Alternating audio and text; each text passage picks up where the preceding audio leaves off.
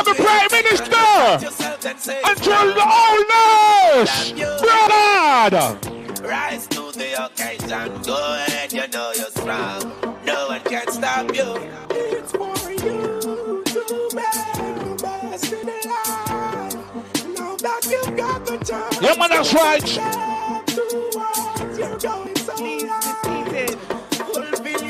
He's transforming Jamaica to the A. We gotta give credit to it so, man. The man been doing a wonderful job. We gotta give him a round of applause. Give the man a round of applause once more. Yeah. I like how my country I blossom and bloom. Trust me.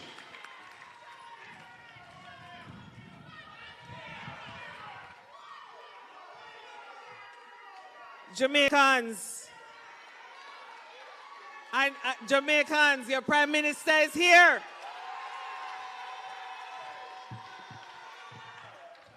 But we have to get started. And I know you're not here to hear me speak or even the minister speak.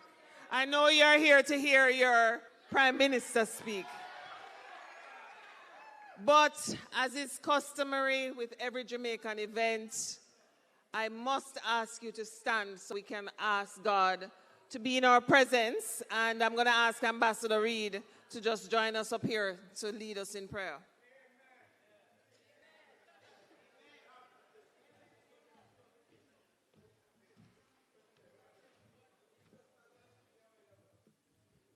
Good evening. Let us bow our heads in prayer. Almighty Father, we thank you for this opportunity to be gathered here as Jamaicans, as friends of Jamaica. We thank you for the wonderful atmosphere that you have already created.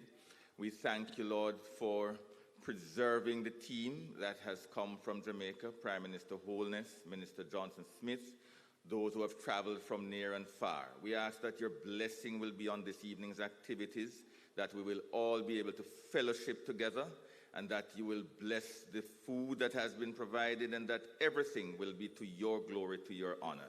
We ask for your goodness and your mercy to be always with us, and that we will continue to recognize that wherever in the world we are, once we are Jamaican, there is love. Bless us now in Jesus' name. Amen. All right, please be seated. And you know, I'm just going to quickly ask you for a few minutes while I introduce the Minister of Foreign Affairs, who will then introduce the Prime Minister. But I have to ask you again to just stand up for me now. Let us do the national anthem. We cannot. We have to.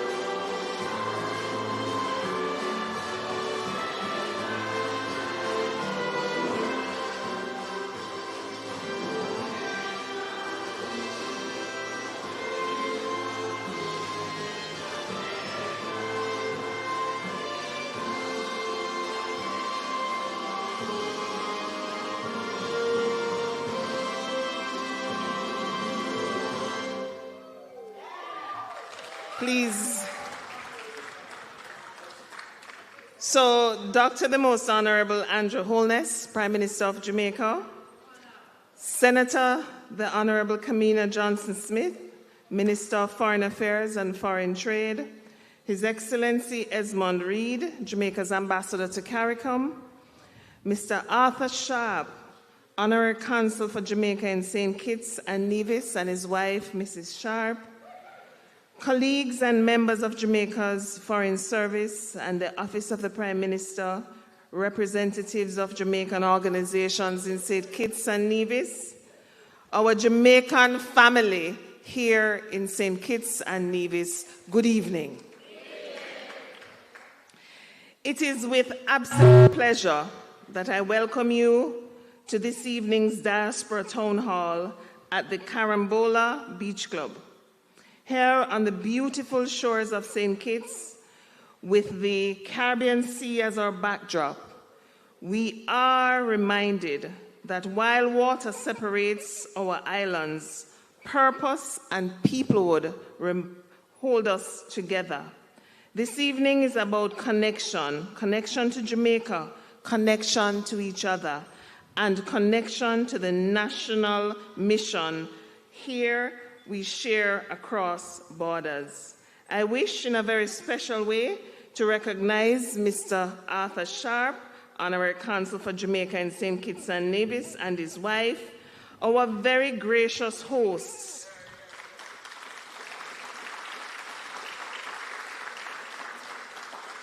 Their steady commitment continues to translate goodwill into real community mobilization.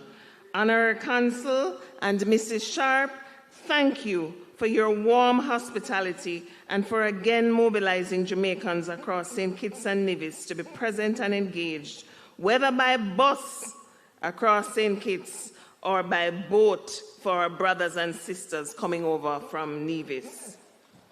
Friends, this town hall is especially significant as it comes at the close of the 50th regular meeting of the Conference of Heads of Government of CARICOM, which was held under the theme Beyond Words, Action Today for a Thriving, Sustainable CARICOM. It is within that spirit that our sweet island Jamaica continues to strengthen the framework for partnership with our diaspora, recognizing you as the stakeholders and the enduring pillar of Jamaica's progress for present and future generations. Ladies and gentlemen, it is now my honor to introduce the minister who has been at the forefront of that modern, action-oriented approach to Jamaica's external relations and diaspora partnership, Senator the Honorable Kamina Johnson-Smith, Jamaica's first female Minister of Foreign Affairs and Foreign Trade. As a reminder, Minister Johnson-Smith was reappointed to this portfolio on the 18th of September 2025 and has since continued to advance a foreign policy agenda that is practical, strategic, and people-centered. Ladies and gentlemen, please join me in warmly welcoming Senator the Honorable Kamina Johnson-Smith, Minister of Foreign Affairs and Foreign Trade. She will bring you greetings and then proceed to introduce our Honorable Prime Minister. Minister? Thank you so much, High Commissioner. She's an amazing High Commissioner, not true? Well done, High Commissioner. Thank you so much.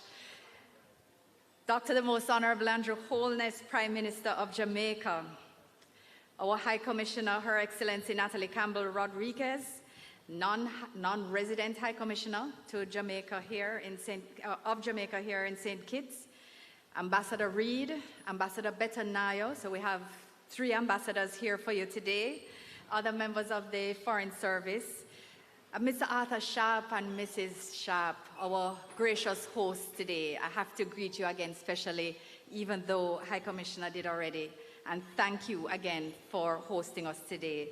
Mr. Glenroy McIntosh, who served on our Global Jamaica Diaspora Council, members of Jamaican organizations here in St. Kitts, civil society, academia, private sector, every sector, our Jamaican friends and family, good evening.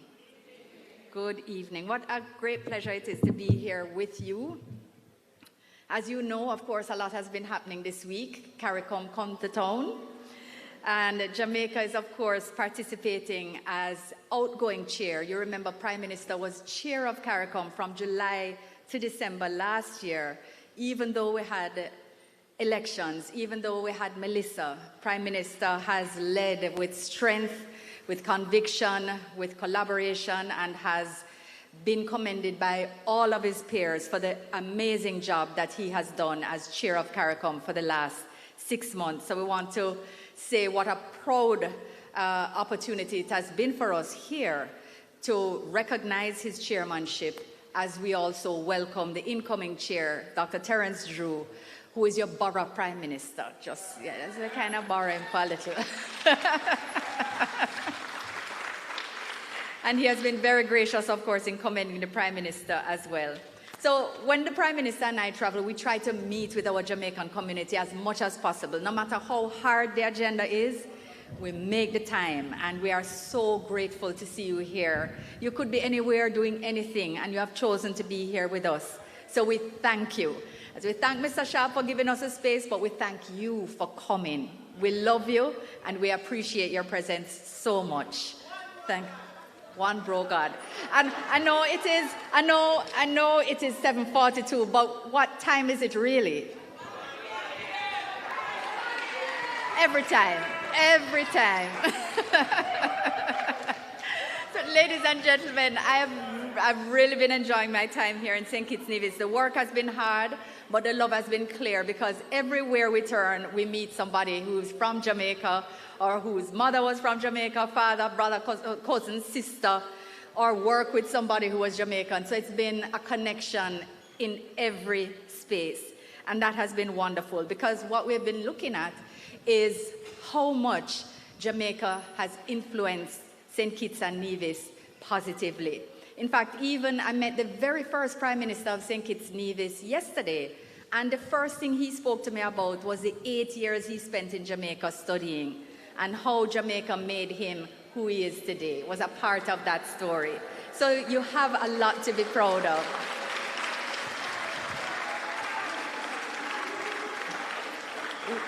What is also amazing is that everybody speaks so positively about Jamaica and Jamaicans, and what that says to me is how amazing you are, because you are clearly the ambassadors of Jamaica, who every day show up in your work, in your professions, in your sector, with such a positivity, with such a vibe, and with such a strength and commitment that you are loved and respected right across St. Kitts and Nevis, and how proud that makes me. So big up yourselves. Everybody big up yourselves. So we recognize that Jamaicans work in practically every sector. You're in health sector, hospitality, construction, public service, government. You are in every sector. So I always say we're large. We have to love that. We have to love that. And being here and part of the CARICOM framework is what makes it so wonderful, because as part of CARICOM, we work on free movement of people, on skills movement, on movement of goods, on movement of services. We are trying to cooperate with each other in ways that positively impact lives of all Jamaicans, including yours. So your being here is part of the work that we do, and so we celebrate that. And on the note of celebration, I want to give a special bless up to everyone who is here in their Jamaica colors. Yes? I did not pack right. So I'm not winning any prize tonight. But that's fine, because they would probably disqualify me anyway, because they would say minister can't win. Fine, we know it's love. But I want to thank everybody who showed up, because today could not be a better day than to be here celebrating with you on Jamaica Day. I mean, we couldn't plan it better than that. No, so we want to thank everybody who specially showed up in their Jamaica colors as well. And we know Ambassador has worked out something special for you, so more will be said about that. But you know, ladies and gentlemen, I make it a priority in my work with the Prime Minister and with my amazing team at the ministry to ensure that Jamaica's image on the international scene is such that you can be proud of your country wherever you are. We also make sure to try to engage with the Jamaican community in ways that allow you and help you and your partners to give back to Jamaica in ways that make you proud of the Jamaica that we are building together. So I want to thank everybody who has reached out after Melissa. We know that CARICOM countries have reached out after Melissa in ways that have been really strong. They've really showed up for us. Prime Minister might say more about that to you, but in any event, be assured that what you might see in the media about fragmentation and fight and bust up, and it's really, it's really not like that. There's a lot of work at hand. Not perfection, and there are challenges, but there's a lot of good work happening, and we are a strong part of that. You hear your Prime Minister always speaks measured, always balanced, always putting forward sensible proposals, always making sure that our voice is one that's moderate, one that's respected, one that is at the table, and that is something of which you can be very proud. So I'm about to introduce him, although it's clear that you know him well. But I want to remind you just of a few things, because I always think it's important to keep things fresh. And I want to remind you that he became Jamaica's youngest prime minister at 39 years old. 39 years old. And since returning to office in 2016, he has led Jamaica through the most significant economic transformation in our security. I heard the DJ a while ago say him love to see how the country has blossomed. And he's blossomed. I know you're not the gardener, you're the builder. But you are making Jamaica blossom, sir, and it makes us proud. It makes me proud to be a part of your cabinet. So we have been ensuring that fiscal discipline, how we manage the country affairs, is right and proper. We've been making sure that public service delivery starts to get better. We're making sure that our health sector also gets stronger, more infrastructure, a lot of things coming on stream this year and next year, even notwithstanding Melissa. He will tell you more about how murders and crime coming down historically low, and it has been really as a result of his direct management of these issues. Hands-on, sleeve roll-up, direct management of these issues. And it was in response to this that last September, the people of Jamaica rewarded him and his achievements with a historic third term. Yes. So that even as people are thankful that he is the man in power to manage crisis of Melissa and our recovery, it also is the opportunity for him to build more on what he did in the last 2 terms. So, Prime Minister, we are grateful that you have managed to take the time to come to be here with us today. You could have sent us forward and said, boy, Minister, there's too much to do. High Commissioner, there's too much to do. But we know that the community is always in your heart, always in your mind. And we didn't even have to try to persuade him. He said when and what time, right? So we want to thank you for being here. You are well respected, sir. Your perspectives and participation, your perspectives are highly valued, and that makes us always want to hear from you in every setting. So, ladies and gentlemen, I'm asking you to join me in welcoming a leader who is working hard to advance Jamaica's interests in your interest. Rise to the occasion, look at yourself and say you're strong. To the Most No one can stop you. Holness. Rise to the occasion, go ahead, you know you're strong. No one can stop you.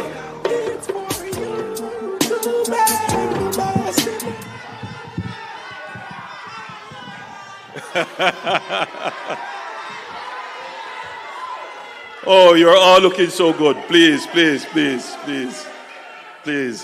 allow me to do the formalities, please. To do the formalities very quickly. Thank you very much, Minister.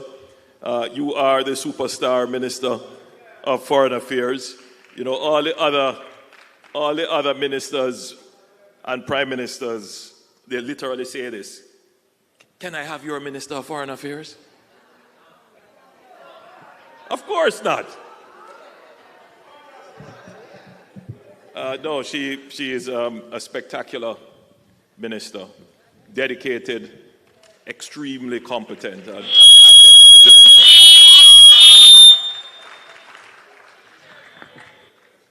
And of course, allow me to also acknowledge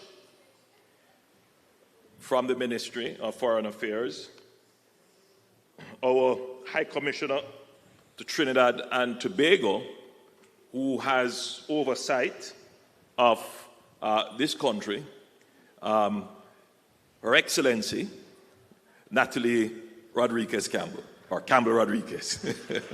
Natalie, you should stand.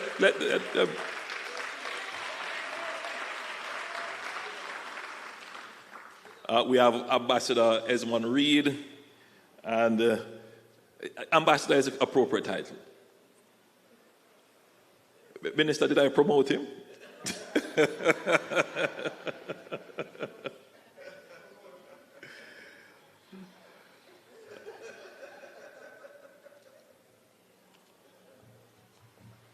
But I also want to say thanks to Mr. Arthur Sharp and his wife, who have made this possible tonight by allowing us to use these facilities, lovely facilities, and who is our honorary consul.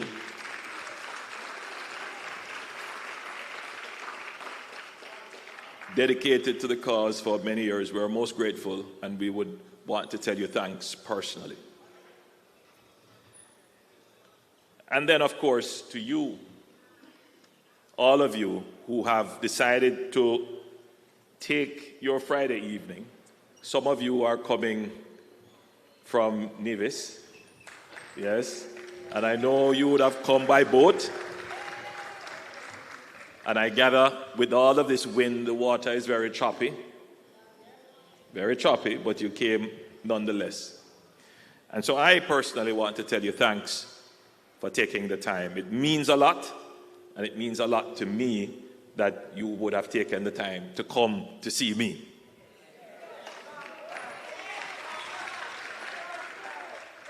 So I'm glad to see you.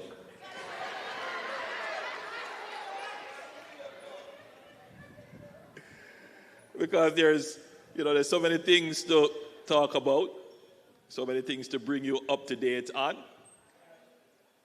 But let me start with that cruel visitor we had in late October, Melissa.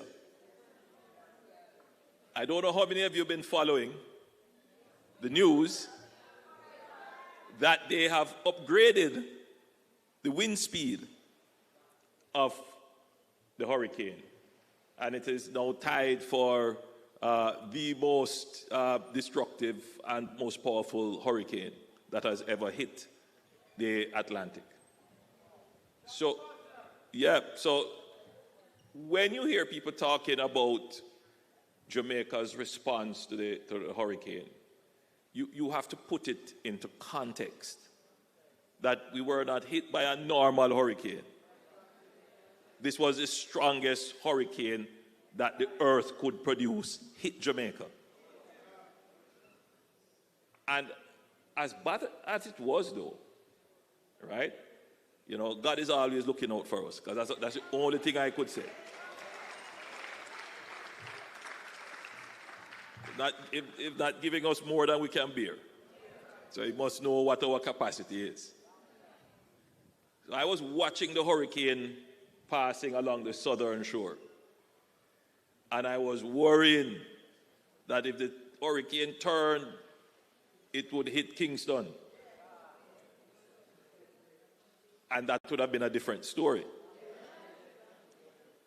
But I know many of you prayer warriors were on your knees in prayer.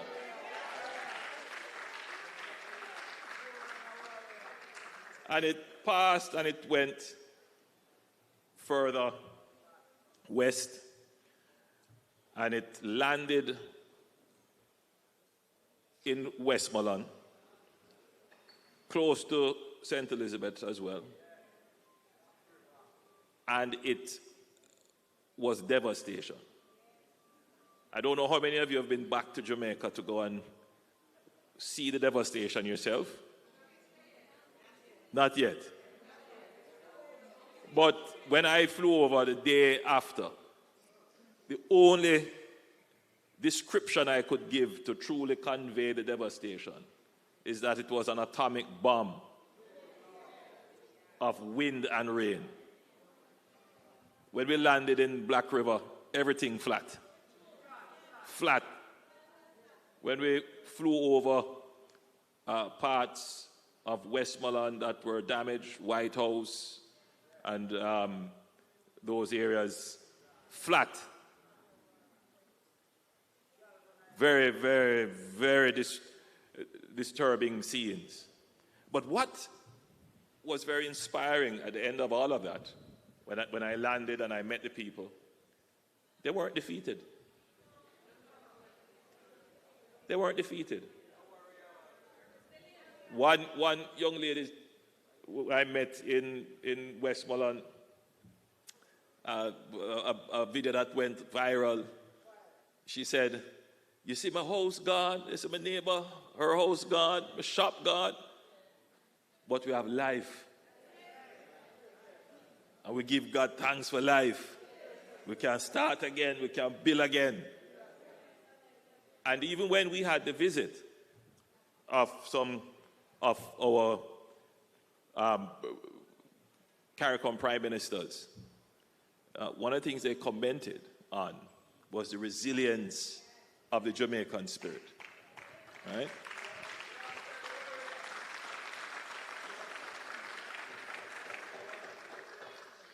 Of course, resilience is important. Determination to succeed is important. But that has to be matched by the government's support, because government is an enabler. And what we have done is to, first of all, make sure that we are able to put on a very effective relief effort. So in the first 2 weeks of the hurricane, the effort of the government was on relief. Now, what is the relief? The relief is usually the humanitarian support, to get aid to persons who can't get the basics of life. And in that regard, the JDF was very helpful, but we didn't have enough airlift. Thankfully, the Americans came in, and we were able to get heavy lift from them. And other private persons took in their aircrafts as well, and that was very helpful. Many countries came to our aid immediately, including many CARICOM countries. I would say, Minister, I don't want to name and then I leave out any, but almost all CARICOM countries contributed in some way.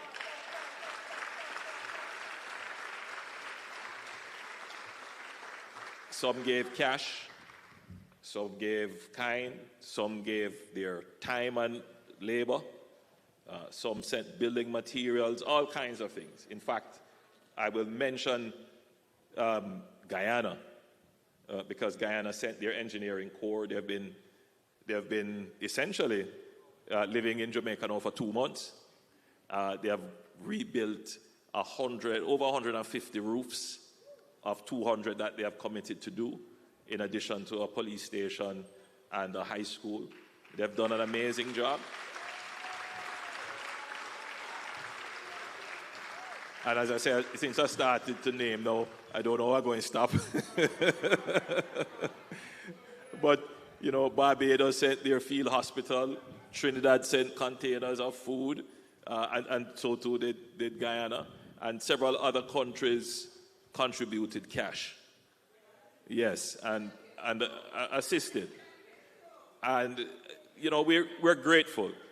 And as Jamaicans, one of the things that we believe, as one of our artists would have said, coined it in our song, gratitude is a must. So we give thanks for our brothers and sisters in CARICOM for coming out and stepping up in the way they have to support us. And, you might hear talk about the region and we're not integrated and there is fragmentation. Look, everybody has their own interests that they have to protect. But we're still a family. You and your brother, you and your sister don't always see the thing the same way, but touch one away. Yeah, and that is the spirit, that we are always looking out for each other. We have been spared any major natural disasters for many years, but other countries have been hit.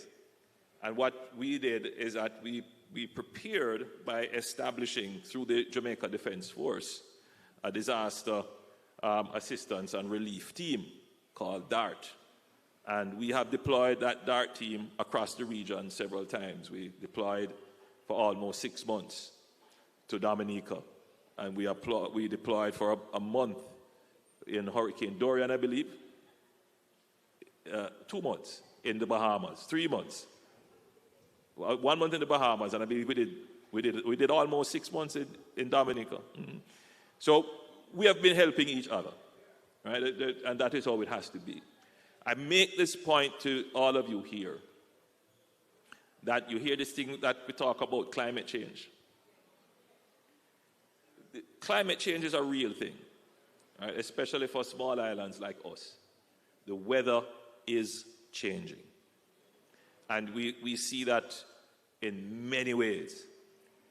But the change in the weather means that we're going to experience unseasonal weather events.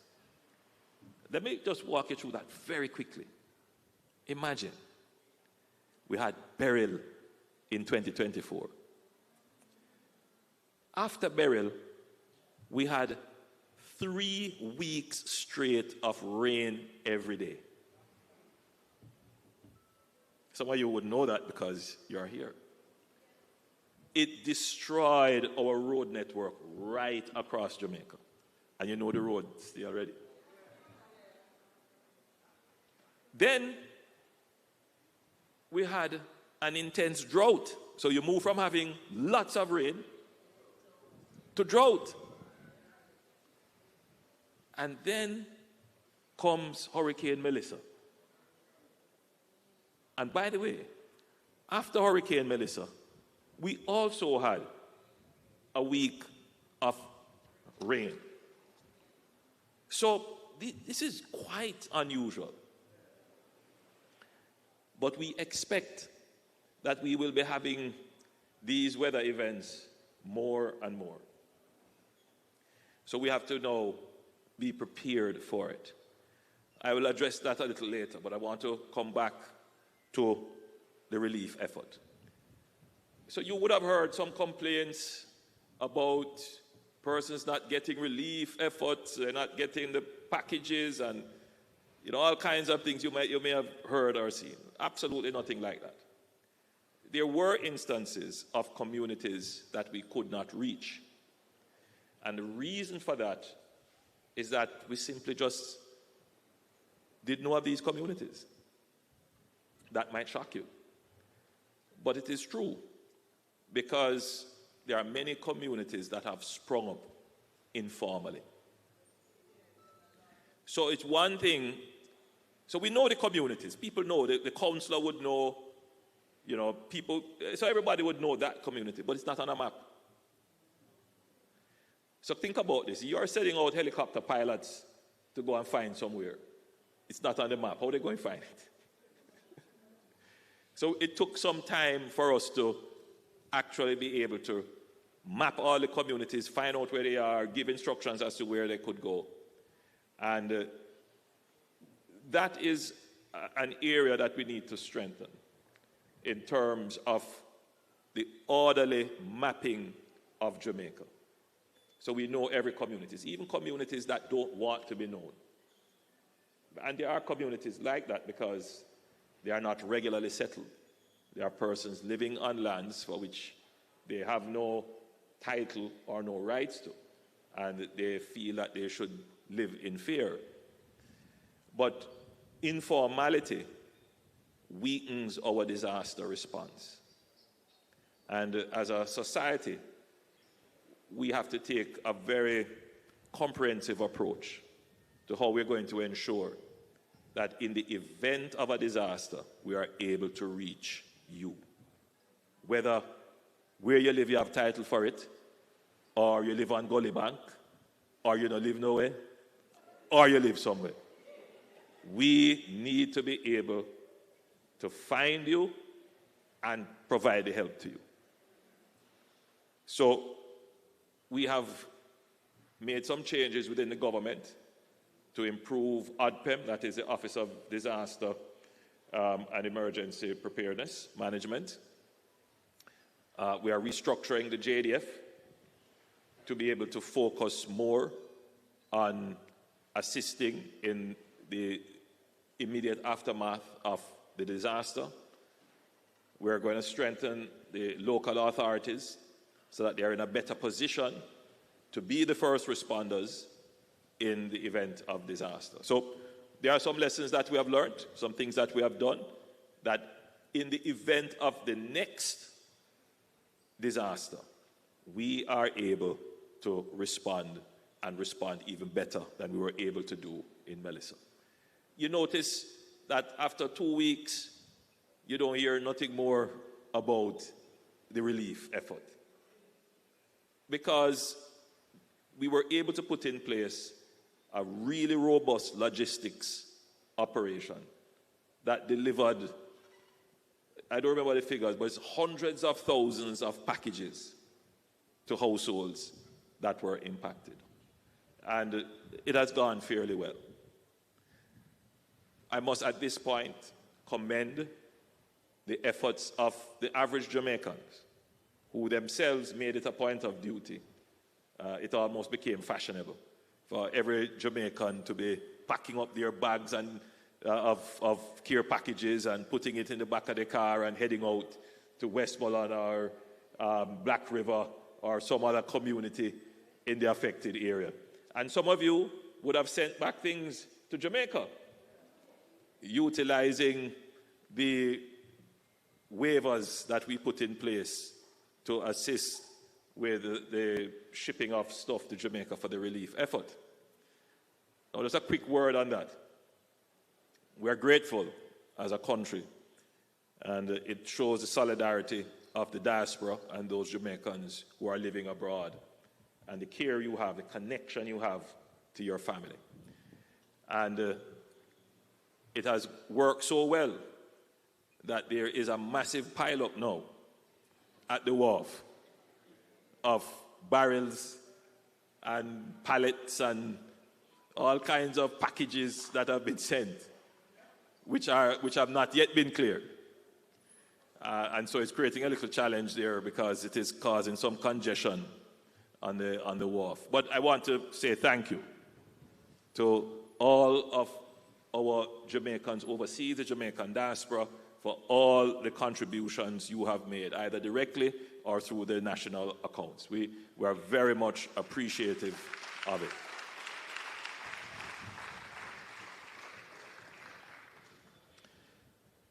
So we recently announced the end of the relief period. That came to an end in January, the end of January. So the government is not focused on relief. And I think at this point, we should also say thanks to the international community who came to support, whether it was the Red Cross, PAHO, the UN entities that came to support us. And one that I found great favor with was the World Central Kitchen. Oh God, they did such an amazing job. They provided, I believe, close to 1 million meals to dislocated Jamaicans. And you know what I was proud of? We had about one or two cases of persons trying to rob. individuals carrying out relief efforts. But by and large, we behave ourselves.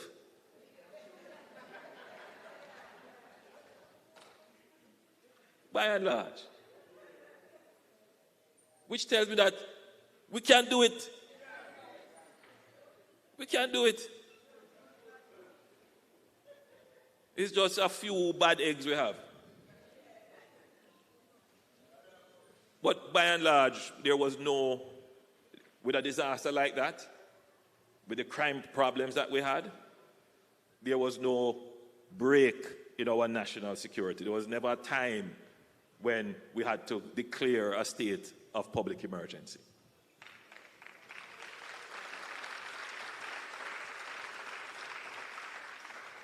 And that meant the security forces could focus on where the effort was really needed, which is on the relief and the recovery.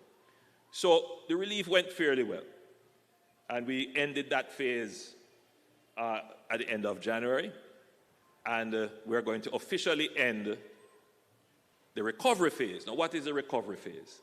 So recovery is when you're able to return electricity, water, telecommunications, hospitals, schools, open up back the roads, open up back the shops and stores. In other words, to return normalcy to people's lives. And a part of the recovery effort is to get the roofs rebuilt.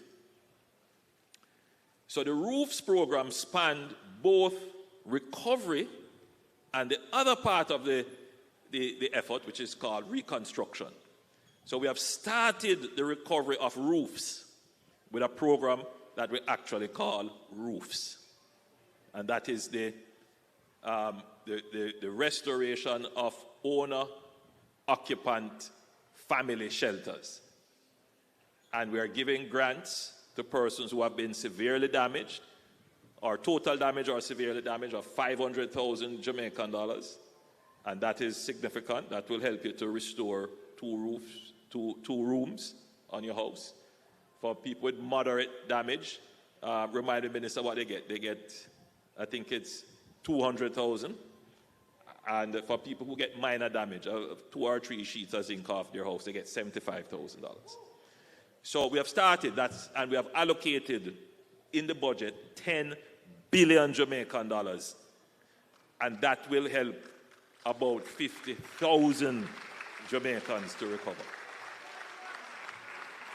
So you would see in the media where the process has started. People are getting their checks. People are able to go to the hardware and start to reconstruct, rebuild, restore, repair their roofs.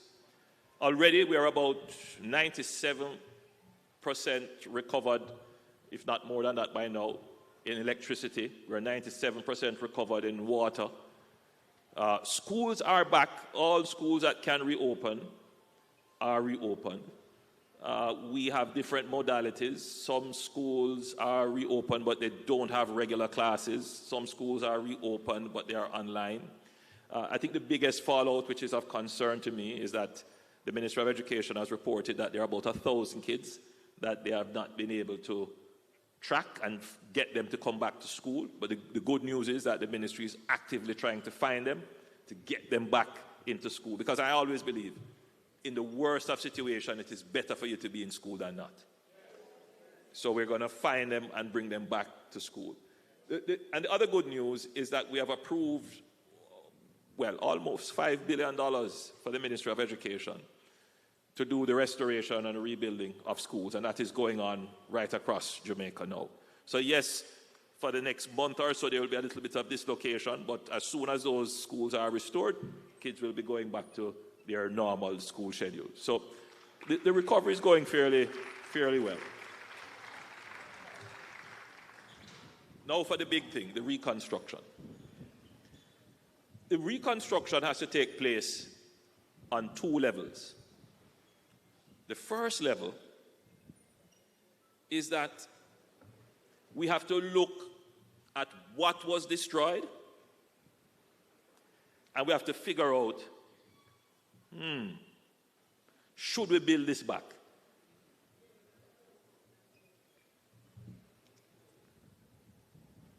And I want you to just stop for a moment and think about it. It doesn't make sense to build back things which shouldn't have been there in the first place.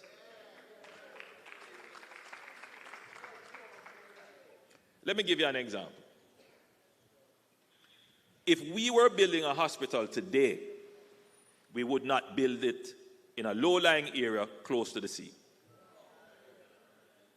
Why we would do that?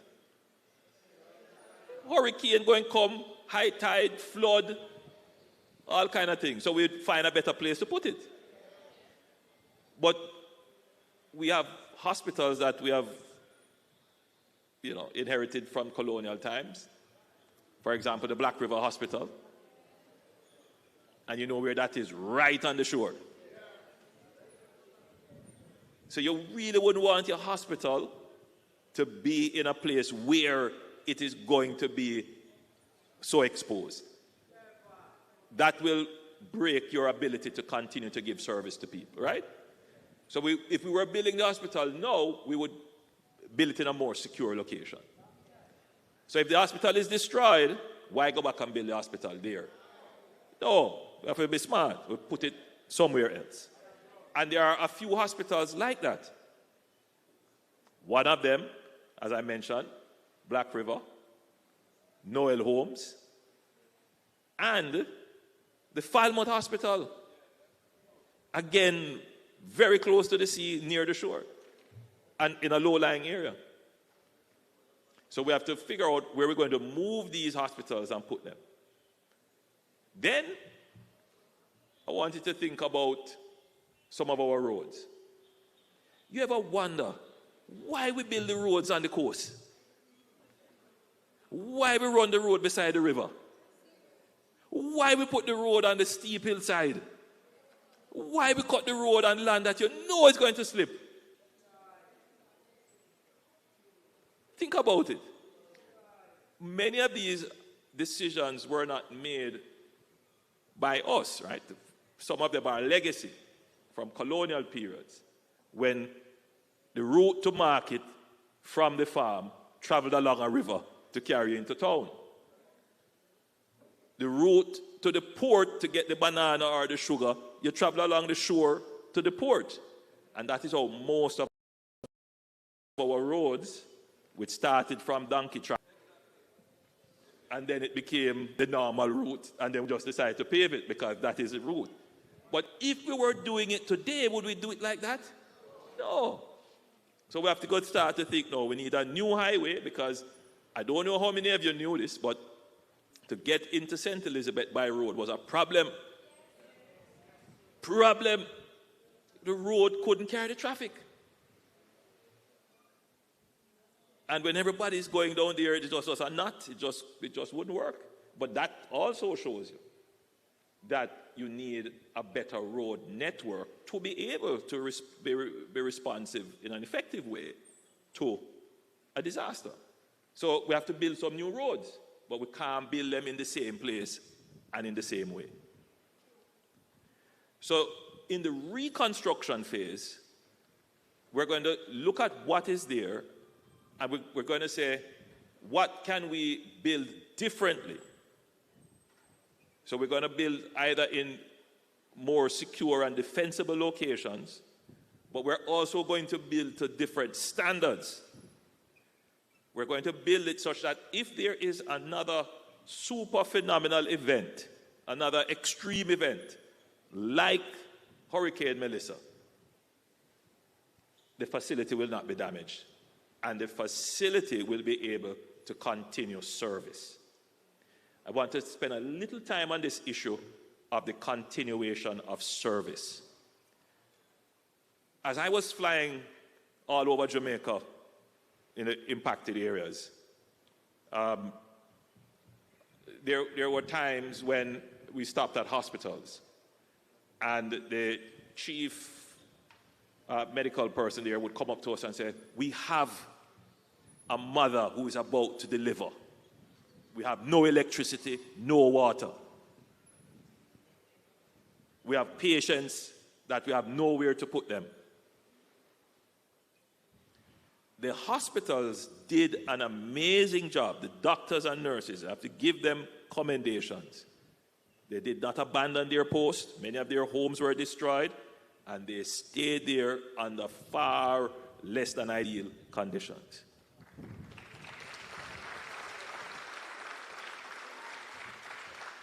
The people who are critical of our response don't see these things. They don't see the JDF flying several missions, carrying people with broken leg, carrying pregnant mothers, carrying people who didn't have their diabetic drugs to get them to places where they can be treated. But that could have been lessened if the hospitals were built to a particular standard where they could withstand the hurricane and continue to serve even in the disaster. So what this disaster did, though it did not stop the continuity of government was able to respond quickly. In some areas, there was a break in continuity. The police station was totally destroyed in Black River, but the policemen were there. The hospital totally gone, but the nurses and doctors were there. They were able to give some service, but not to the level of service that you would require for a disaster. And so when we build again in the reconstruction phase, we're going to make sure that if we have another disaster, those critical services, your health care, security, your fire, your local government, those critical buildings will be maintained so that you will have continuity of service and continuity of government if there is any failure.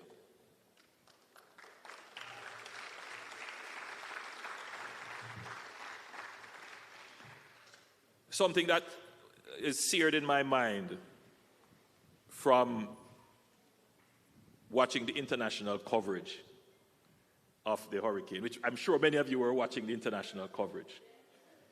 So there's a reporter from I believe it's a British station, and he was interviewing a man, and the man was saying, "Boy, I don't see nobody from the government, nobody not come." I don't know how many of you saw that.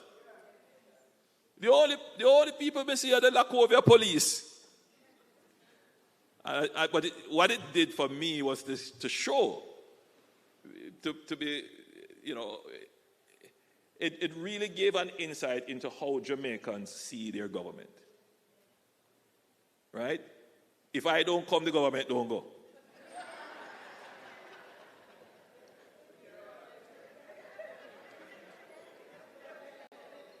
If I am not there on the spot handing out the package, the government didn't do anything. The government isn't there. That's quite understandable, right? I mean, people want to see the persons they elected, the persons who they vote for, the person who they call their leader. They want to see them there. But that can't be the case in these kinds of disasters. I can go for sure. I could go and hand out one package, but when you have 100 and 1,000 persons affected, what's one package? My job was to make sure that the systems work. Now, we need to bridge that understanding in our people. You need to be holding government to account for making sure that systems work. Not for them to be coming and handing out anything to you. Because just from a physical, practical point of view, we can't hand out to everybody who needs it. We need to put systems in place to reach everybody who needs it. And that's what I focused my time and effort on, to put the systems in place, make sure they work, and make sure there's no repeat of any systems failure that may have occurred. So I give you that as an assurance that every day I am at my desk trying to ensure that the systems work in your favor, that you are protected. If there is a shock, we can respond, stand up quickly, and recover and grow even better than before the shock. And that's what my efforts have been. And I believe they have been fairly successful. So systems are working. Now, let's be clear. Some of your families, they have not yet been able to put on their roofs. They still have tarps on their roofs. When it rains, it's Melissa all over again. But it is not hopeless. So there are people still suffering, but it is not hopeless. I do tour every now and again, and I see that the recovery is taking place. Those who can, they are putting up back their sheets of zinc and doing what they can. And as the grants go out, you're going to see those roofs coming back on. We have had to insist that the grant money be used for the roof. We know you have more needs than the roof. So what we have said is, of any grant that we give you, you can use $75,000 to do anything else you want. You may need a bed. Some people might need to get back school uniform for their kids or books or something. So you use $75,000 out of that, but the rest of it must go towards the material. And we've put in place a system where when you go to use the money, we know what you use it on.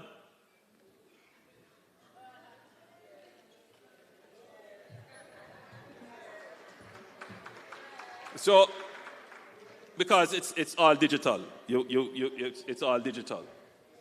So we know that, but anyway, you couldn't use it for anything other than, because you can only negotiate the resources at places that are certified for that.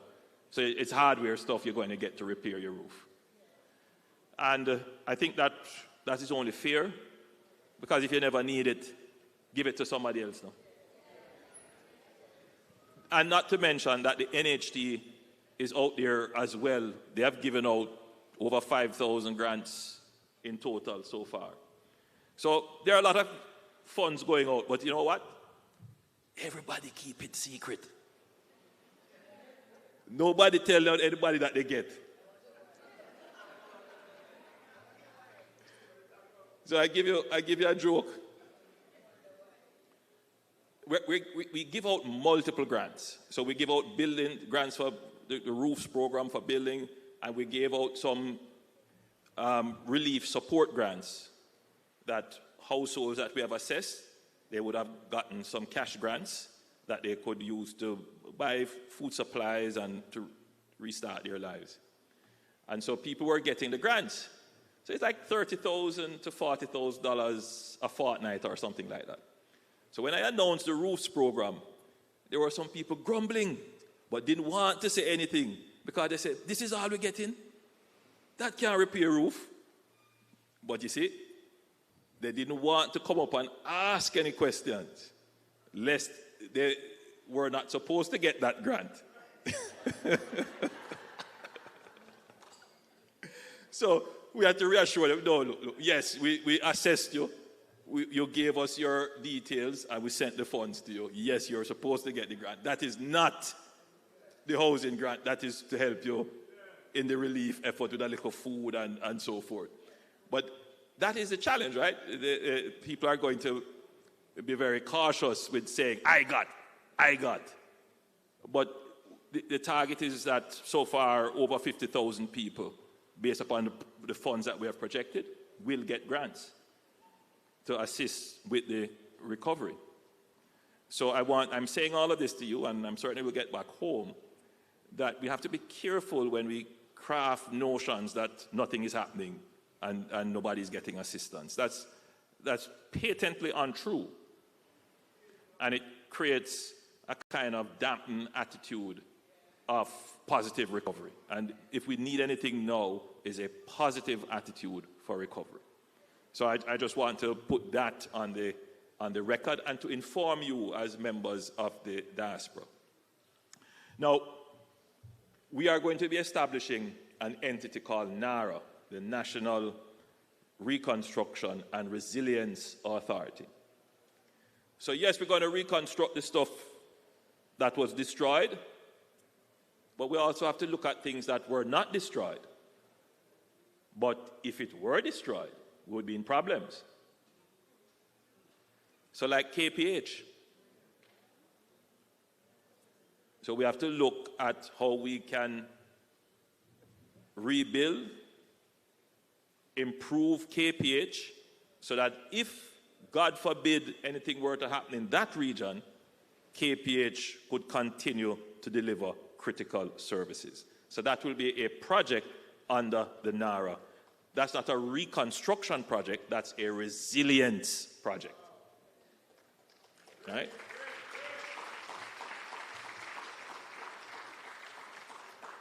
The Sandy Gully. I toured the Sandy Gully just before. You know, the Sandy Gully was built more than 60 years ago, almost 70 years ago. And that was designed to take the water from the hills of St. Andrew to the sea through the low-lying areas of St. Andrew and close to Kingston. That gully is in need of serious repairs. If there was ever a heavy flow, it would compromise all the houses on the gully bank and would flood the plains of St. Andrew. So we are going to have to fix that. That's not a reconstruction of a damaged infrastructure in the area of impact, but if we don't do it, we won't have resilience. So the reconstruction is going to be in two phases. As I said, one is the reconstruction of what was destroyed and the strengthening of what exists. But we need to do it in order for us to have resilience. And we're going to officially open, even though it's going on, but we're going to officially open the reconstruction phase the end of this month, when we will name the board of NARA, appoint an executive director, and start. One last thing, you can't reconstruct without money. You can't do the reconstruction without money. And we don't have the money.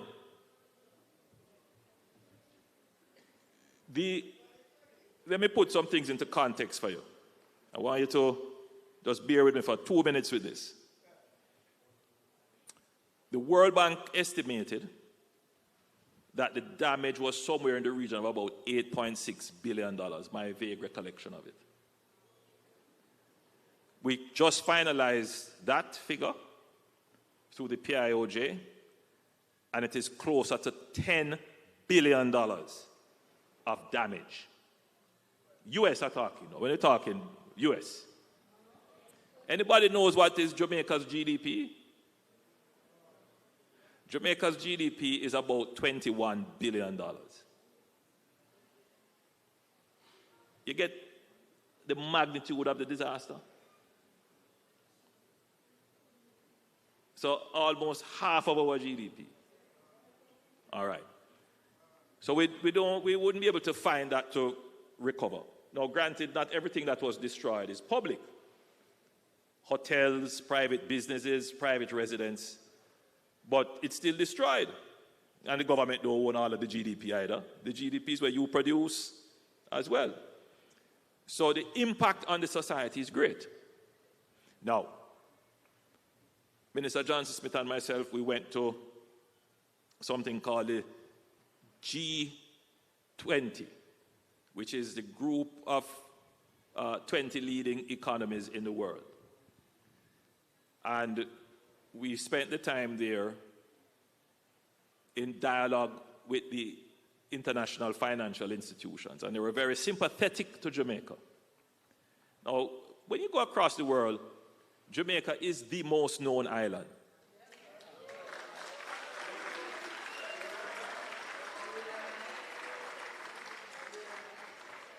Brand Jamaica big.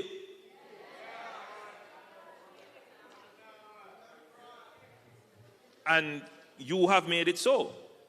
Your brothers and your sisters, your family would have gone abroad, established communities, integrated into other societies. They would have carried with them the fundamental values of what has made us Jamaicans, and they would have added to other societies, maintained their links to Jamaica, to the point where Jamaica became an umbrella country, where other countries identified as Jamaicans. But we have also contributed significantly to the world. We have our artists and our musicians, not to mention our athletes, our scientists and teachers and nurses, not to mention our revolutionaries. Yes, so everybody knows about Jamaica. But what they don't know Jamaica for is a country that is growing. We are not known as a country that is economically flourishing. We are not known for our good fiscal and economic management. That's not what we are known for, except in the last decade, when we have started to create that as a part of our brand. Because the people who study how countries are developing, how they are, I use the word maturity, how they're becoming mature in the management of their affairs, they will tell you that Jamaica has moved from being the basket case to being the case study. Yes.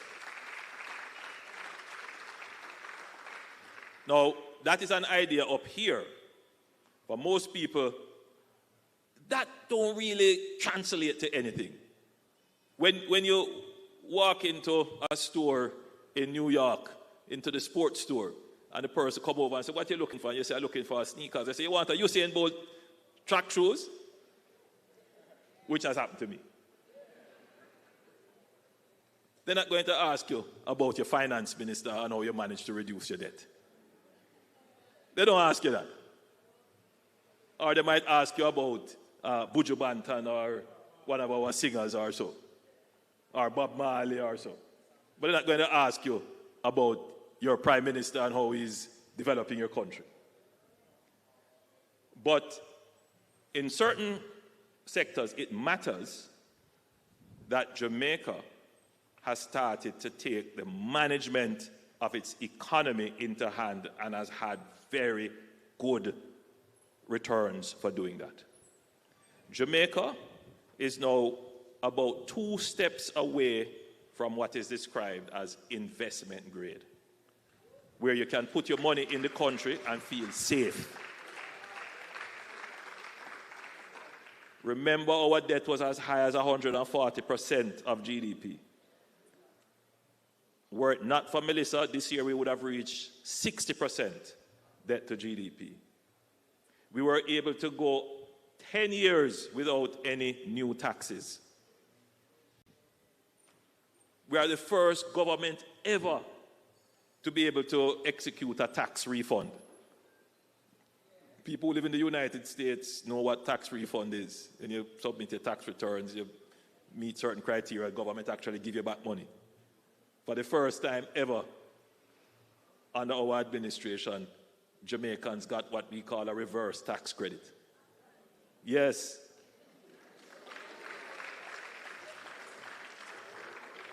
We have consistently increased the income tax threshold, and we have consistently increased the minimum wage. In fact, we have more than doubled the minimum wage since we have been the government, and we'll continue to increase the minimum wage.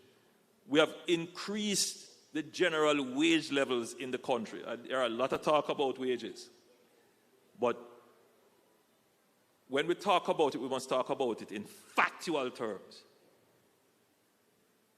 Right? The increases that have been given have never been given in the history of Jamaica. Significant increases.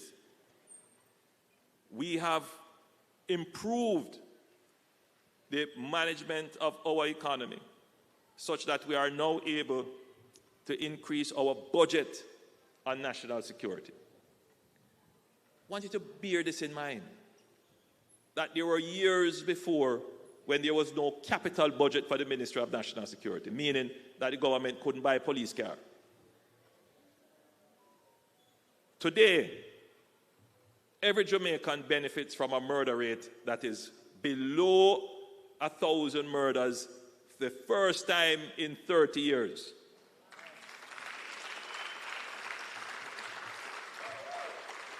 And I am certain that our police is motivated, the policy is right, that we will get to below 500 this year. We are working towards that. We are setting ourselves, and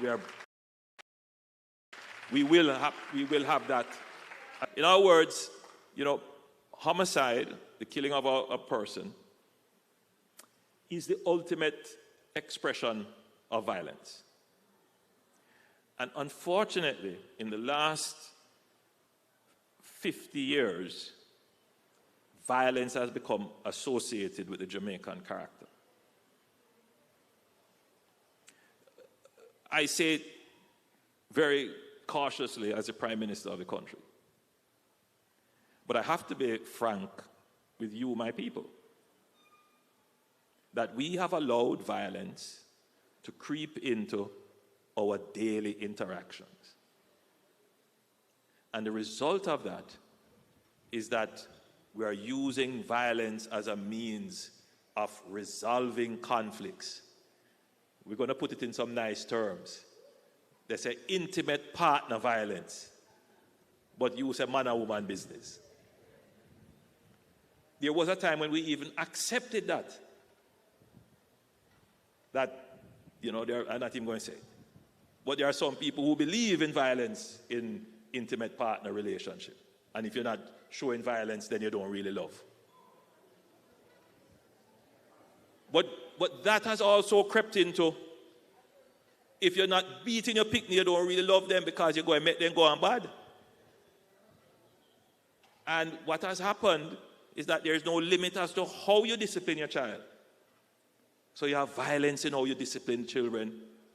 And when I tell you this, the only thing that a child learns from violent discipline is that the only way to correct something that is wrong is through violence. So you have inoculated that child with violence. You have infected them with violence, and that is how they're going to largely go unless there is some intervention. In domestic issues, we have seen situations in Jamaica. The neighbor's garbage bin turned over in front of somebody's yard. They have an argument. And before you know it, knife draw, neighbor dead. Just think about it. I mean, you know the experiences. You go to other countries and you don't see that. We as a people have to stand up and say we're going to change this. This is not Jamaican. It is un-Jamaican. It has destroyed our good brand. And we have to address it. So we're on our way to do that. By reducing murders, we are reducing the ultimate expression of violence. And we're going to get there. We're going to become a peaceful country again. How many of you remember this? Jamaica, no problem, man. Jamaica, Irie. Yeah, that is what built our brand. Yeah.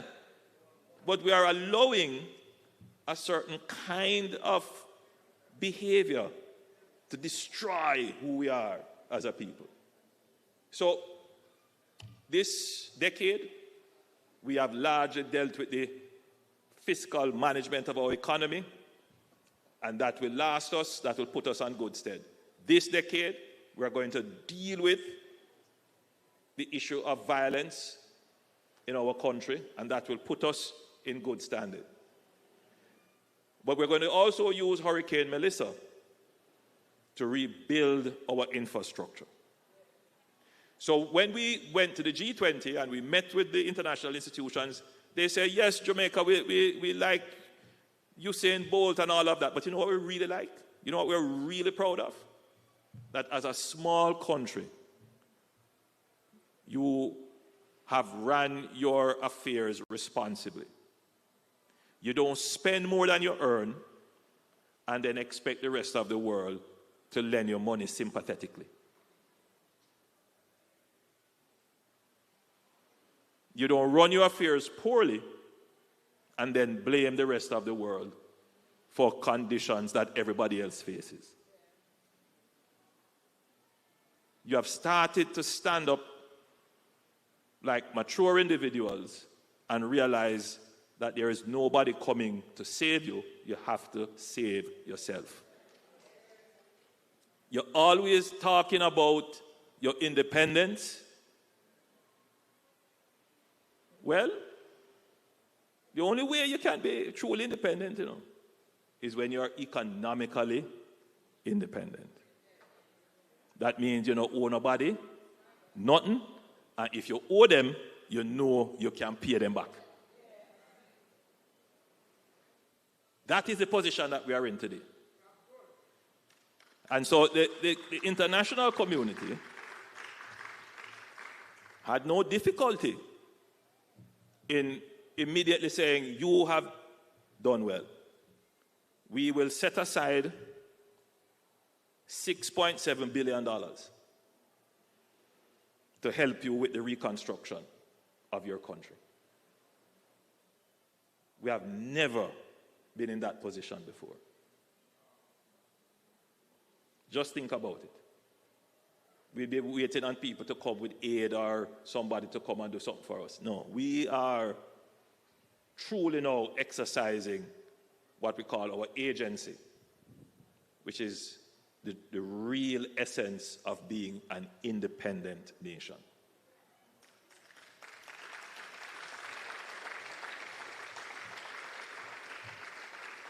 So we're going to use that money to make an impact on our infrastructure. That's what we're going to do with it. And hopefully, it will add to our growth. Because we're not just going to build infrastructure, we're going to try and build a new economy. In other words, we're going to carefully select the projects that we are building such that people can earn a living or find it easier to earn a living from those projects. Finally, because I know you might want to ask a few questions, and I've been going a little while, but you all seem to be entertained. But I know you have to get back, some of you, to Nevis. Finally, one of the things that I'm proud of under this administration is that we have managed to bring unemployment down to 3.4%, I believe it was, the last figures.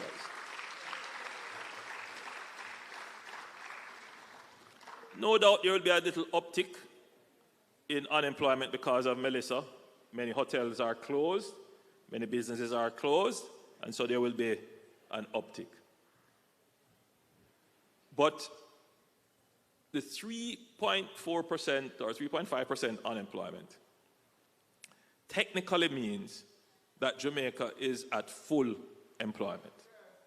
Now, when I say that, there are some people might say, is that really true? Well, we've been using this method of calculating employment for decades. So we haven't changed the measure. Now, is everyone who is employed in a high-paying job? No. Is everyone who is employed in a job that is fully utilizing their skills? Maybe not. So there is room to improve unemployment, right? There's room to improve the job situation. But we have solved the first problem. We are getting more Jamaicans into work than any time in our history. And that's the start of development.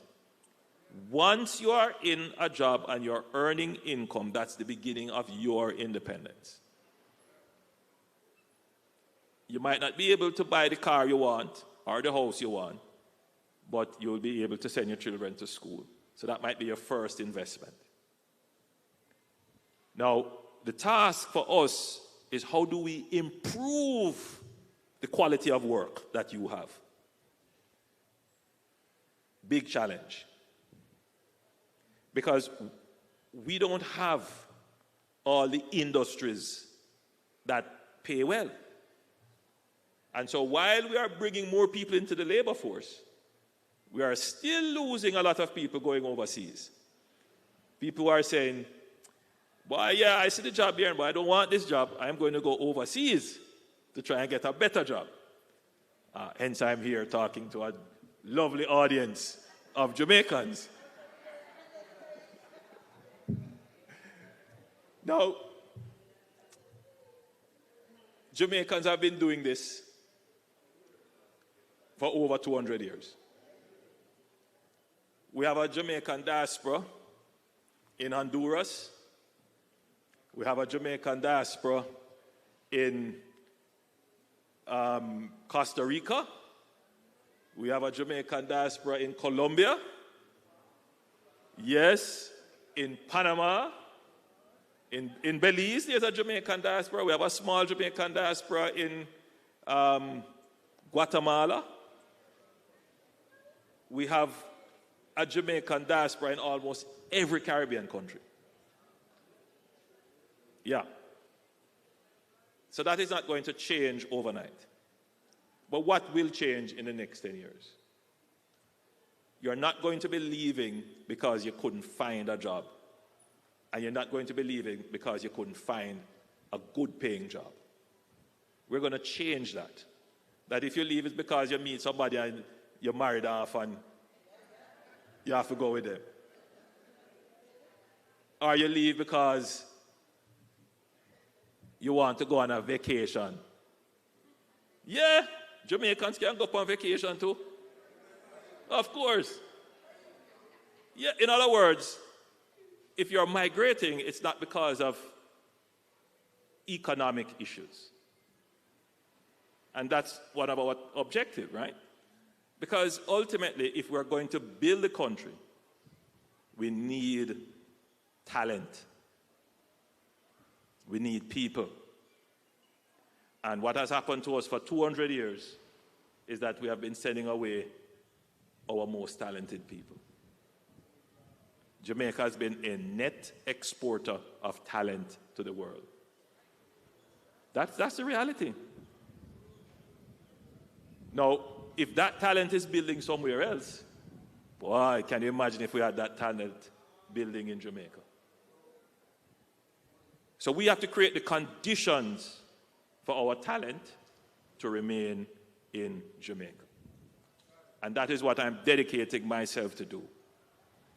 To make Jamaica the place where you choose to live, work, do business, raise your family, and retire. Yes, Jamaica, the place of your choice.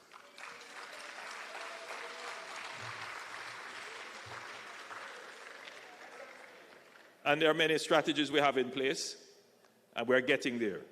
It's incremental. It's almost sometimes indiscernible. But after 10 years, Jamaica is a different place. So 10 years ago, debt was high, crime was high, inflation was high, wages were low, all kinds of challenges. We weren't able to withstand disasters. Today, all of that is fundamentally different. Now, what are some of the things that we need to change quickly so that you can say, yes, Jamaica has changed? I think the first thing you want to see, apart from reducing the crime, is to make Jamaica clean. Public sanitation and public order. As you experience the countries that you live in, and you compare and say, why Jamaica can't look like that sometimes? So we have a plan which we're going to be unfolding to deal with the cleanliness, public sanitation, and public order. Right? Then there is the health care.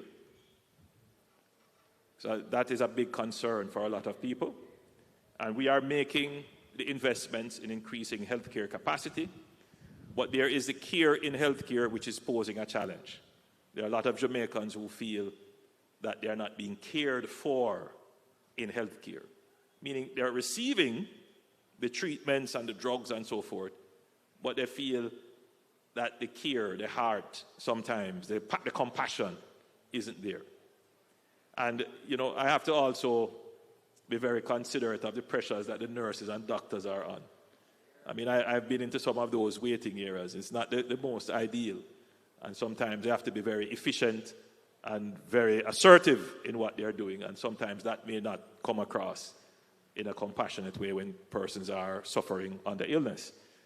So yes, these are all things that we have to deal with. Minister Tufton has started to address that in a practical way in trying to manage waiting times, because that is one of the key variables in how people feel about the care in healthcare, how long they have to wait. So we're putting things in place to manage that. I'm not telling you that we're going to have a first world health system in 10 years, but we're going to work to getting very close towards that. Then the education system. You know, Jamaica was largely reputed as having one of the best education systems,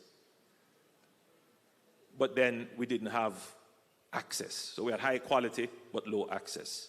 So it meant that a certain strata of the society would get access to the best quality education. We kind of reformed that, so now we have almost universal access, but that has come at the expense of quality. And I'm using the term quality advisedly. I don't want anybody to, as these things have social connotations usually, to misinterpret what I'm saying.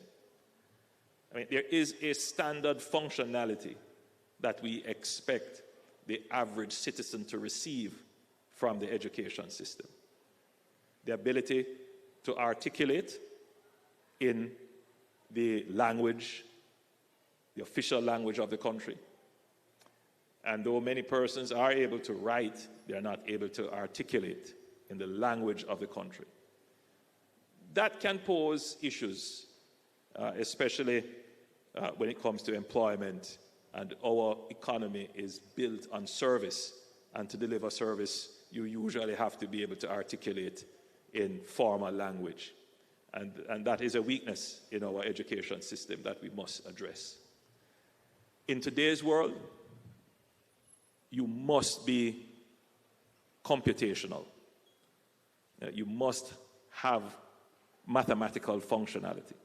You don't have to be a math professor or a math genius, but you must be able to compute.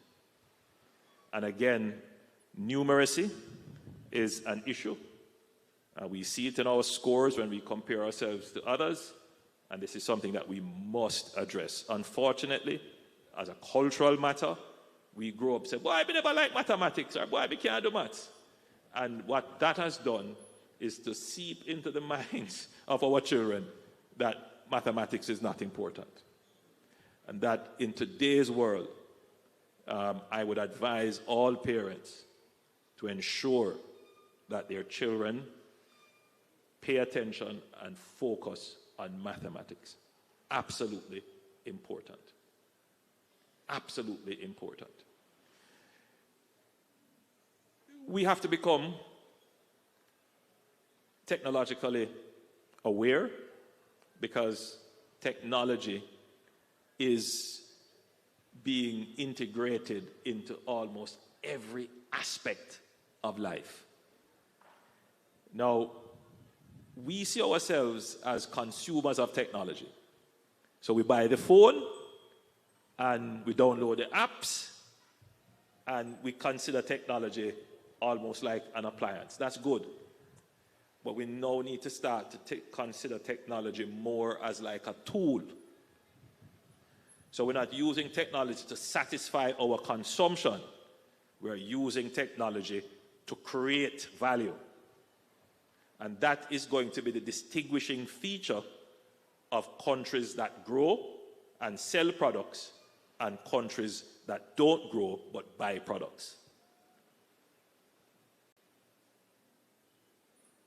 So we have to spend some time on our education system to create the generation of Jamaicans who are going to be able to use technology as a tool. All right? So I think I've gone into quite a bit. I hope my presentation has kind of enlightened you as to what we're doing in Jamaica, what the future of Jamaica looks like, and how we are progressing as a country. But more importantly, how we are progressing as a people. We are a great people. We have overcome great challenges. We have accomplished much, but we could and will accomplish much more. God bless you, and thank you.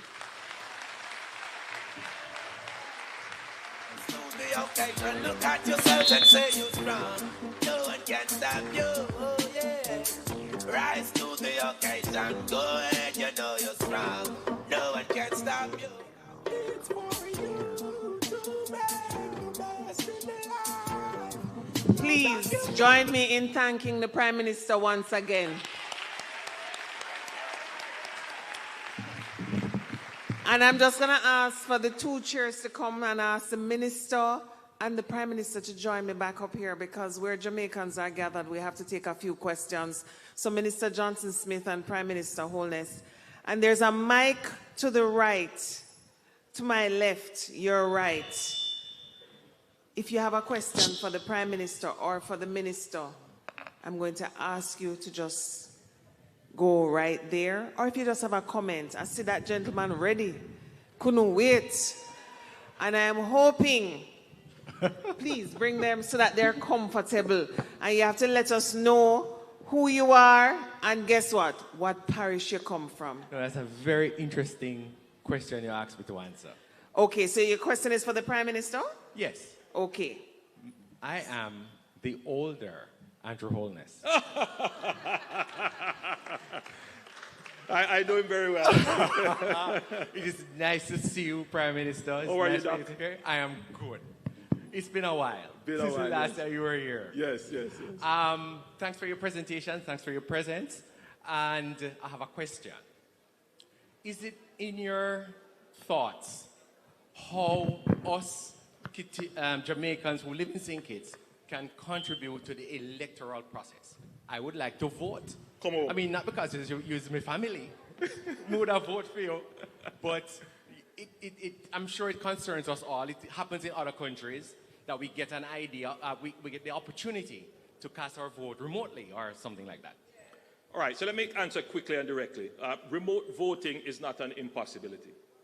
And in today's world, technology enables it. But even without digital technology, there is a concept of a mailing ballot.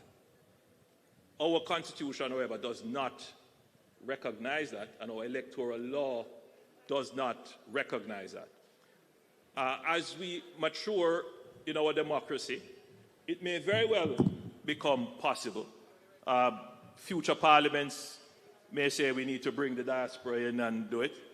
Right now, it is not a consideration of the current parliament. We have had the debates, we have had the discussions, but it is not something that is the forefront of the mind right now as we look at reforming our electoral laws. But just to say this, any member of the diaspora who wants to vote, who is a Jamaican or is a member of the Commonwealth, once you are resident in Jamaica and you can prove your address in Jamaica over a certain period of time, and you have a certain minimum level of identification, whether it is birth certificate or some other identification, form of identification, to establish your age, that you're over 18, because you have to be over 18 to register to vote, and your identification is established, that is your name and address, then you can come to Jamaica when the election is announced. But you have to be on that voters list. So to get on the voters list, you have to come and register. And you can vote. Nobody stops you. In fact, I must say, Minister, when I'm on the election trail, I meet a lot of Jamaicans who say, I come from England, I come from New York, I fly in, I come to vote. And I'm certain that there are Jamaicans here in St. Kitts and Nevis who returned to vote. Yes. So for now, my answer to you, Andrew, is for now, that is how we would have to do it until we change our electoral laws to be able to facilitate diaspora voting. Thank you so much. I noticed that the line has 5 men. No women have any questions? But anyway, please go ahead and just remember to tell us your name and the parish you're from. And we'll just close off this number of persons so that the PM and the minister and indicate who it is that you would like to answer your question. Absolutely. Good night. I want to say good night to Minister Johnson and Prime Minister. I'm Paul Lee from the great parish of St. Mary, in particular Western St. Mary. My question is in regards to Cuba. And I must first commend the statement from Prime Minister and Minister Johnson today.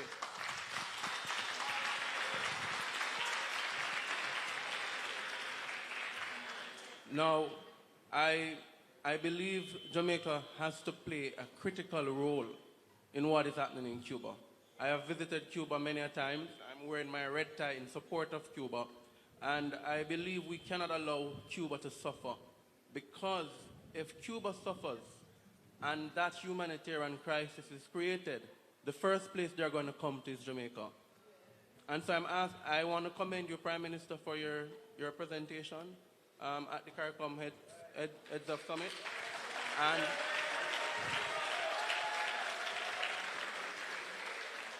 And I want to say to you that we stand with you. And we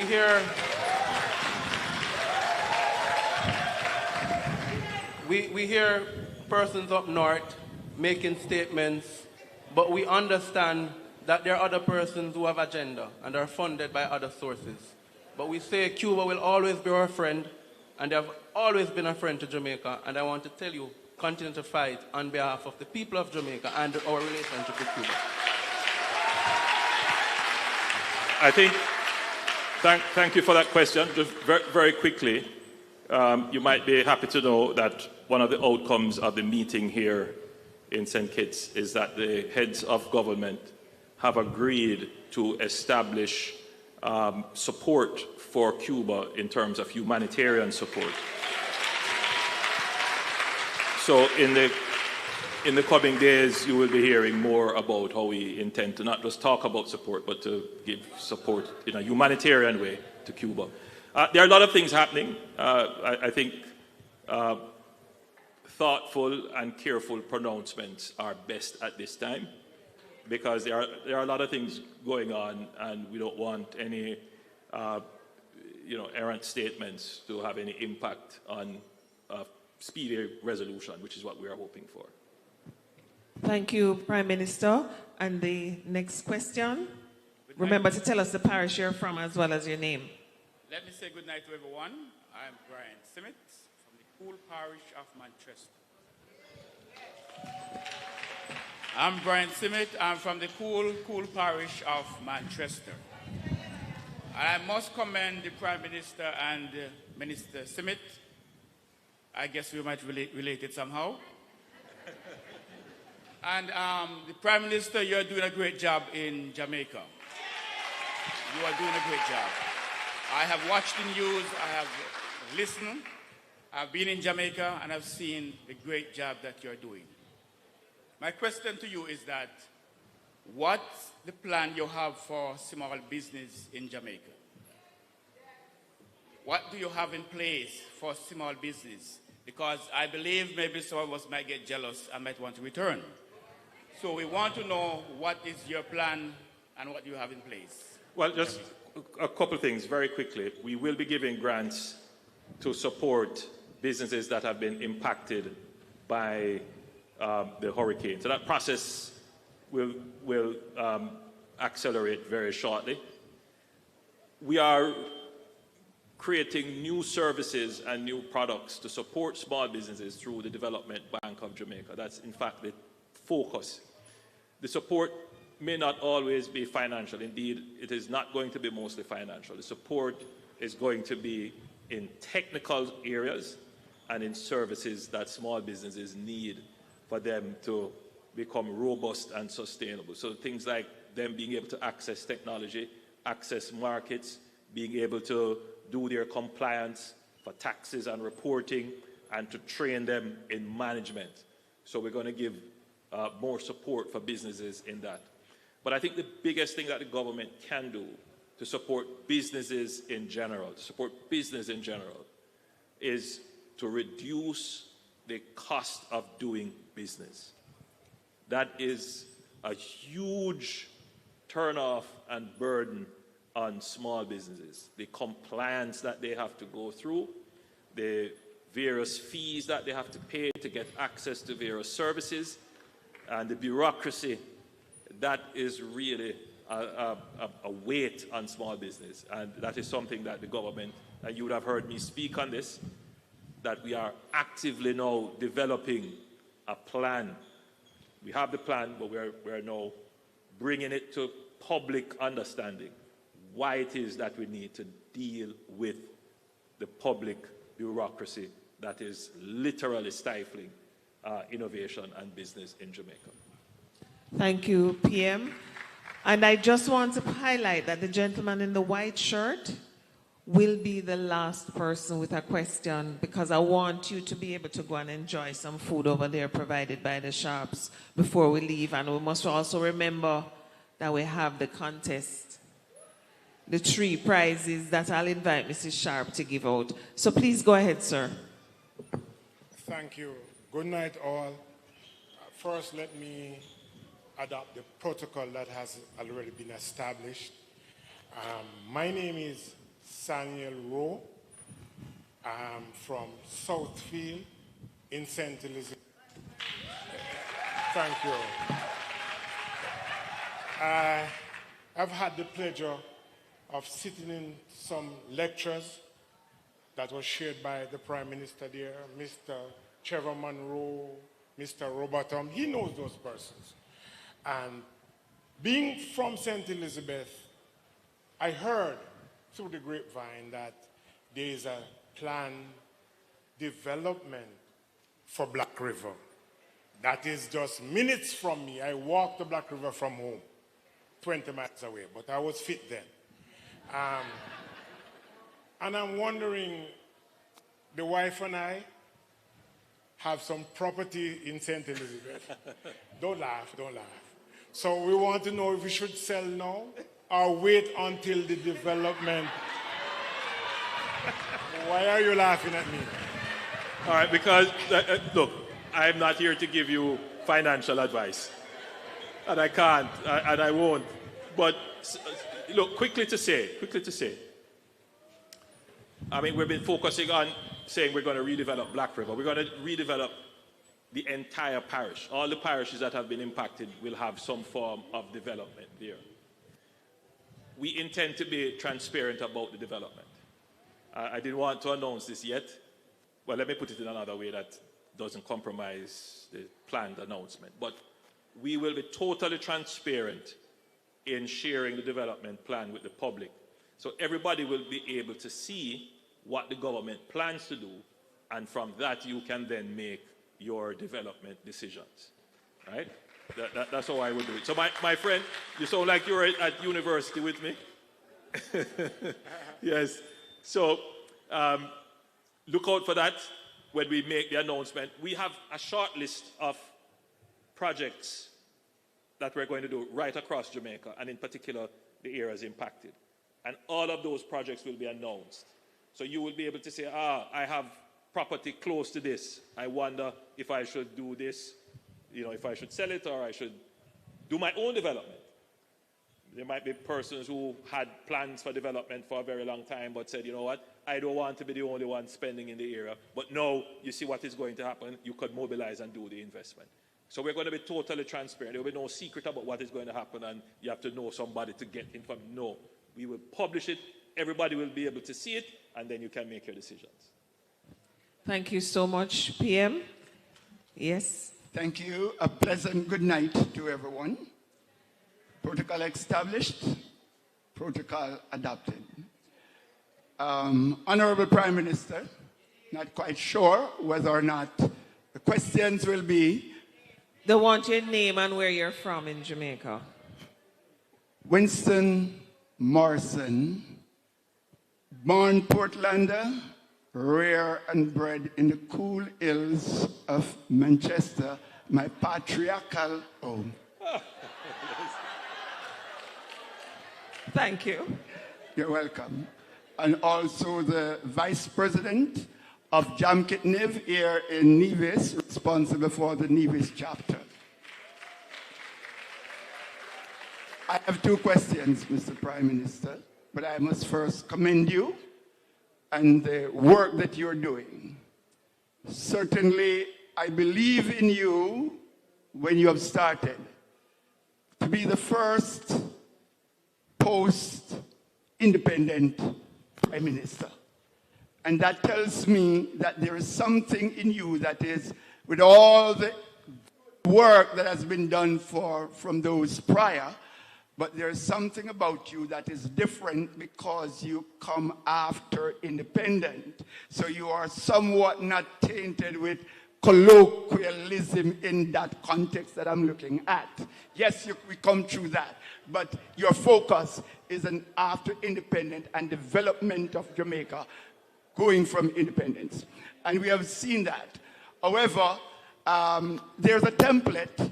Maybe you are going along that, but probably I wanted to enunciate it more clearly. The Asian tiger, Singapore, has looked at a Jamaican template, has taken it and become one of the most powerful Asian economies. Is Jamaica looking at that template to become the envy of the Caribbean? So, let me put it to you in this way. Yes, Jamaica looks at all successful countries, Singapore included. I'll give you another country. Jamaica and Singapore started out with approximately the same level of GDP per capita in 1962. In fact, we were slightly ahead of them. But Korea, South Korea, was poorer than Jamaica in the 1960s. Today, Singapore's GDP per capita is about 60,000 US dollars per capita, per person. And South Korea is maybe around that or a little bit more. Singapore's economy is $500 billion. They are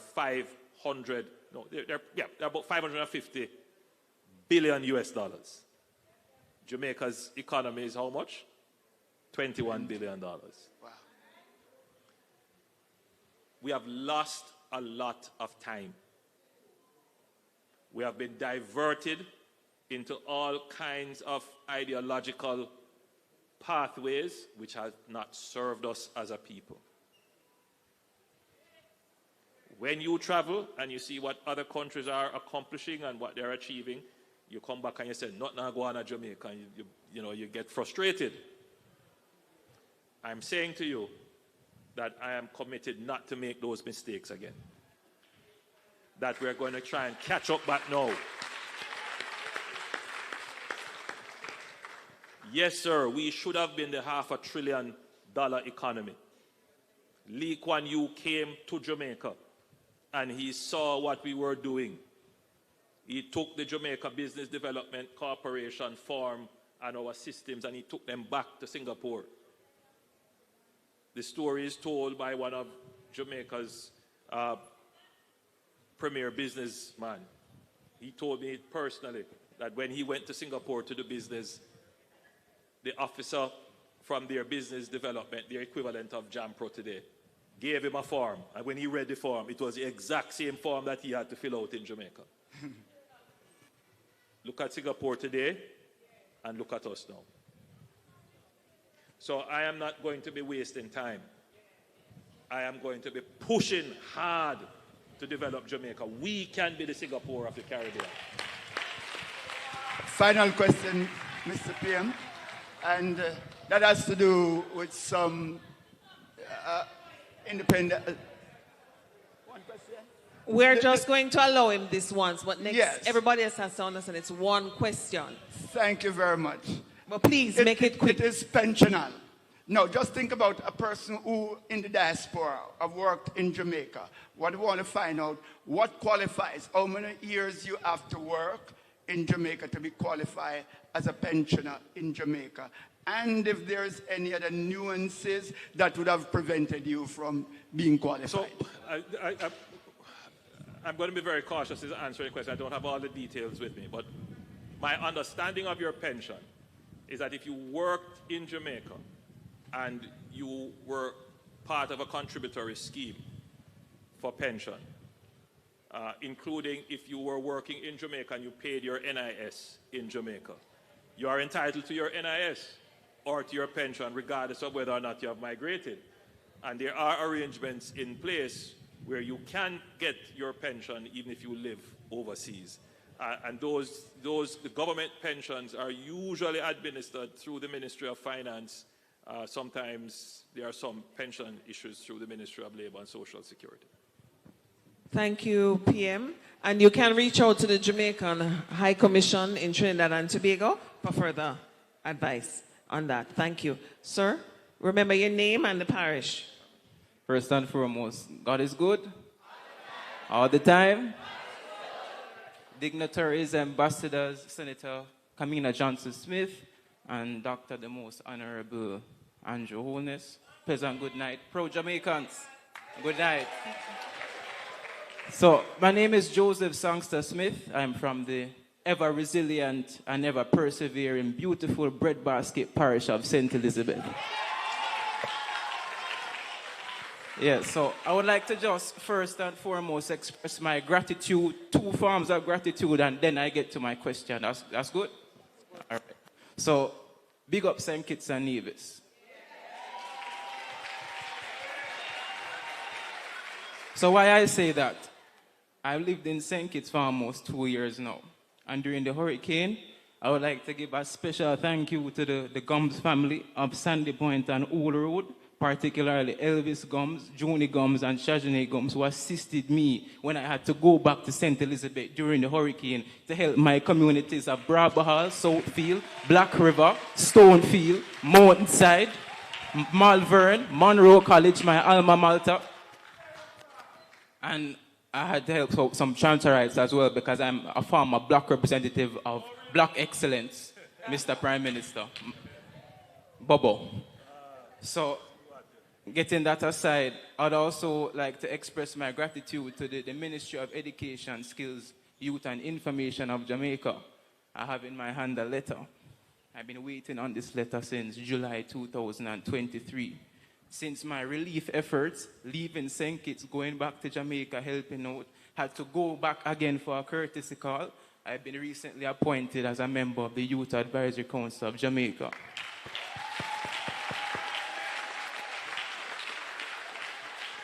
So, Minister, you do not know me, but you have posted pictures of me on your Instagram pages.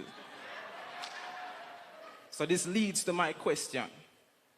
Going back to Jamaica in September, pursuing my Masters of Science at University of West Indies, Mona, I would like to be aware of the kind of plans and projects that the ministry or the government of Jamaica may have for the Youth Advisory Council of Jamaica for the latter of this year, for next year. I know we haven't had her handing over ceremony as yet. We don't need to focus on that right now. We're still in our recovery mode, and that is more important. That can wait until probably summer or later. Thank you so much, Minister. Good night, sir, and thank you so much for making the effort to go back and stand with your communities that were so heavily affected. And it is the greatest thing to see young people who not only have a sense of what is needed to be done in this world, but who get up and do it, who make a difference. You are the kind of person, the kind of Jamaican who makes every other Jamaican proud. So congratulations to you. Thank you very much. I couldn't have done it without the members of the Old Road and Sandy Point community from St. Kitts and Nevis, particularly the Gums family. We thank them as well. So thank you for acknowledging them as well, because for everything and in everything we give thanks, and that's something as Jamaicans we value. And again, you're demonstrating how important your core values are and how you share what it means to be Jamaican with those around you by acknowledging those who helped you in your journey. I want to congratulate you on being appointed to the Youth Council. And regrettably, there is no way we could speak about all of the plans and still eat tonight. Understood. So, Understood. But I would love to meet you properly after this and to talk about engaging for when you return. And of course, Minister Dana Morris Dixon, who is a Minister of Education, Youth Skills and Information, who is doing amazing things. Senator Marlon Andre Morgan, absolutely. Dr. Cassan Trope. And Minister Rhoda Crawford as well. There is a team there that is really trying to drive difference, and they will drive difference with a young council, with movers and shakers like yourself. So we can talk after. I won't share all of that with everyone, but we can talk after, as you have two more people. No problem. behind Thank you here. very much. Thank Have a you good for night. sharing with us, and congratulations. Thank you. And the first young lady of the night to ask a question, please introduce yourself and which parish you're from. Okay, thank you for the young. Good evening, everyone. I'm Davinia Tomlinson, and I obviously am from the UK, but I'm representing the parishes of St. Elizabeth and St. Catherine. So I have one observation and one question. So my observation is really an opportunity for me to commend, as you know, all of my predecessors have commended the government of Jamaica for everything that you've done, not just in the recovery, the rebuild and reconstruction effort, but in everything that you have done to bolster the economy, to reduce crime, to make Jamaica a thriving place in which people can live, work and invest. And so my question really centers around that. As somebody that has moved to St. Kitts and Nevis, as I say, I'm a member of the diaspora, I'm from the UK. I've lived in St. Kitts and Nevis for 5 years now, having moved from London. My background is in finance, and I've watched with interest and pride the Jamaican Stock Exchange, really excel and demonstrate Jamaican excellence on a world stage, not just, within the Caribbean, but globally. The Jamaican Stock Exchange has performed exceptionally well against some big indices in the US, the UK, and Asia. And so my question really is about, and I suppose it's for the Minister Johnson-Smith, if you wouldn't mind. My question is around how you, or what policies you are developing to encourage other diasporans like myself. So I'm a second-generation immigrant. My father is a Jamaican. There are so many of us in the UK that want to come to Jamaica. So as I say, I've moved here to St. Kitts and Nevis. One of the last conversations I had with my dad before he died was around, where can I move to? I want to raise my children in the Caribbean. I chose St. Kitts. We looked at Jamaica as well as an option. And on balance, St. Kitts looks like the better option because of the ages of my children, but I would love to do more in Jamaica. I would love to not just be a contributor from a remittances perspective, because we know that's important for GDP, but also feel like Jamaica is a place that I can build a home, that I can encourage my children to go to university, and they can really feel that sense of Jamaican heritage and pride. And your question is? What policies are you developing for diasporans to return? So people like myself, what sorts of things are you doing to encourage us to come back and feel like we belong in Jamaica? Wonderful. Yeah. Thank you. Fundamentally, what has always set the task for us is not only to create a Jamaica for Jamaicans to want to return to, but create a Jamaica that works for everybody. So we might not have a specific incentive for a Jamaican diasporan to return. What we're saying is we're fixing everything in Jamaica to make everyone want to return. There is, in fact, an association of returning Jamaicans and Black expatriates. And so people who are not Jamaicans, but they have moved to Jamaica, and they literally asked me the question, Minister, why is it that everyone does not live here? So first of all, we don't have the space to hold you. But second of all, there's still work to be done. But there's a lot happening now. I want to suggest to you, and I make this by way of announcement, that June 16th to 20th of this year, we will be having our 11th Biennial Diaspora Conference. And at that conference, we will be discussing across all the sectors all of the aspects of why it's important for you to return, what you can do to return, how you can engage with Jamaica even if you don't return, but you want to connect in a way. We have mentorship programs, we have business programs, we have, there's a whole sector of things. There's work happening in education sector, in finance, as you've said. There's a lot happening in finance cooperation, because as you pointed out in respect of the stock exchange, we actually have cooperation with Ghana, and we have cooperation with the Ghanaian Stock Exchange, based on which they have won prizes, and cooperation with the Rwandan Stock Exchange, based on which they are also changing how they work.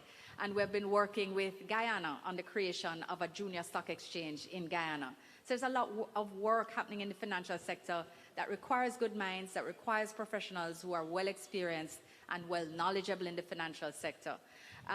We want to make sure that education sector is fixed, so that you can feel comfortable to move there with your kids and be comfortable that they're getting the strongest grounding possible. But as to a special program right now, I cannot announce that for you. But come to the conference, learn about what's happening. I encourage you and encourage everybody here, and if it's not you, to tell somebody else to come and learn about the great work that's being done for your return. Thank you, Minister. And I just want to use the opportunity from what Minister just said. The Caribbean does not usually have representation at the Diaspora Conference. Let us turn up this year. Let us go to the Diaspora Conference in June in Jamaica. And Mr. Sharp will have more information that he can pass along as we receive it. All right, the final question of the night. Yeah. I see you laughing. Well, you know, lighten the mood. Good night, everybody. My name is Stephen Clark. I'm from the great parish of Hanover. So far.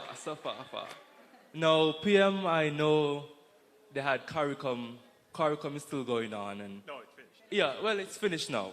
And one of my questions I wanted to ask, what are the steps the Jamaican government are taking place within CARICOM to improve free movement and job opportunities for Jamaicans across the region, like countries like St. Kitts? So we know, like, when we come here, we have to like do a whole lot of different stuff to get job, do this, do that. So we want to really know what's the steps. So you talk to our Prime Minister Drew, to know what's going on between the job movements and different kind of stuff. Right. So right now, free movement, full free movement is still a goal within CARICOM. It doesn't exist at this point in time. But what exists is the skills, the movement of skills under the certificate program, right?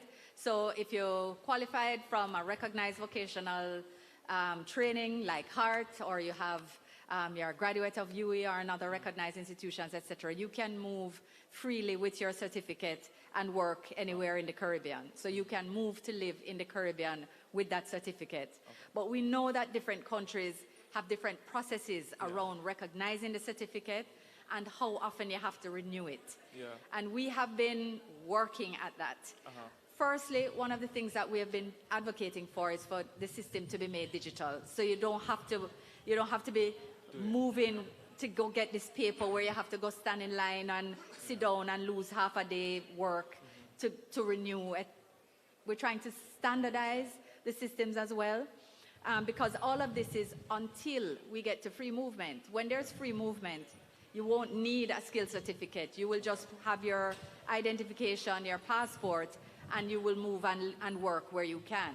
But we're not there yet. Yes. So until we do, and you know that 4 countries are in that. I know, yes. Right. Yes, but even them, even they are still having to work through the processes in those countries, because the truth is that there's still some systems that have to be broken down and fixed in order for it to work the way that we really vision it. So thank you for asking about it. It's still on the agenda, and we hope to make progress over the next couple of years. Thank you. All right.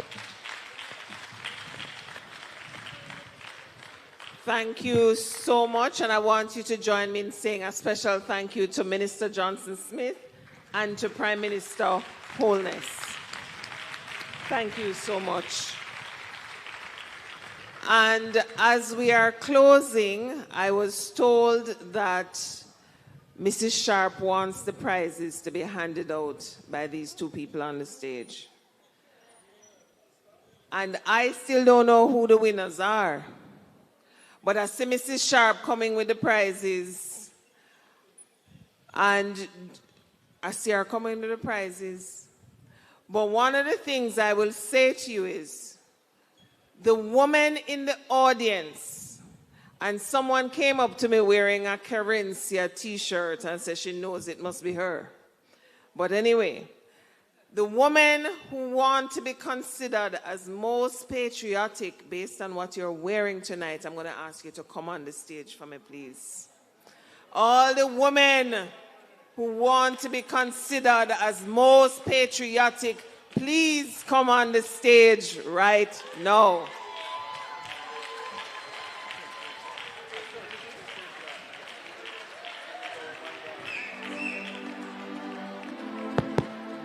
So, come over here for me now, please. I know everybody wants to stand beside the PM, but come over here for me, please. Aren't they looking lovely? Give them a round of applause for me.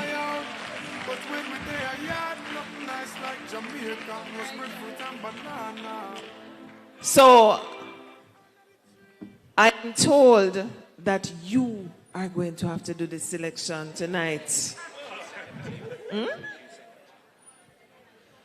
you're all winners. But first, we must know that you are all winners, because boy, you look beautiful on Jamaica Day. You look wonderful. Now look at the variation of Jamaica.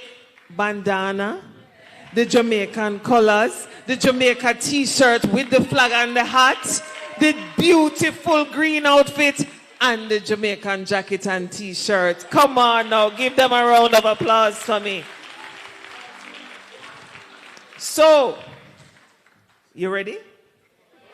You sure you're ready to do this? All right, here how we're gonna do it now. When I point on the person, you're gonna make a noise. And the person with the most noise is going to win. Does that sound fair? Does that sound fair? No, I know Sina will like to make noise. So you have to remember, it's the one with the most noise is going to win. So we're going to, first of all, what's your name? Denise. Is it Denise? All right. Is it this young lady? What's your name? Ketania. Is it Ketania? And this lady, what's your name? Antoinette. And Antoinette, is it? No, what's your name? Georgia. This is Georgia. Is it Georgia? All right. And we have the lady, I don't want to block in, I don't want to drop. We have this lady in her bandana and white. What's your name? Lanny. Is it Lanny?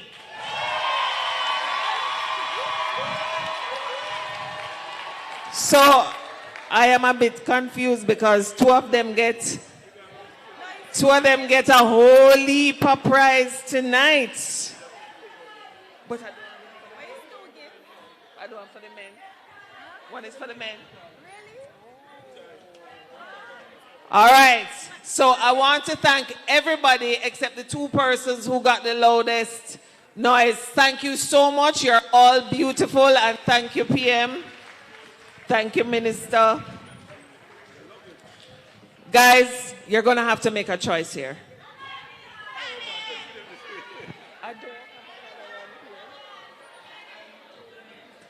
So, is it this young lady? Is it the young lady in the bandana?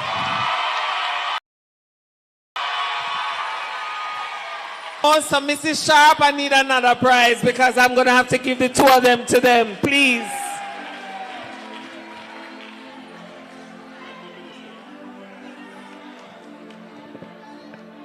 Please give each for me.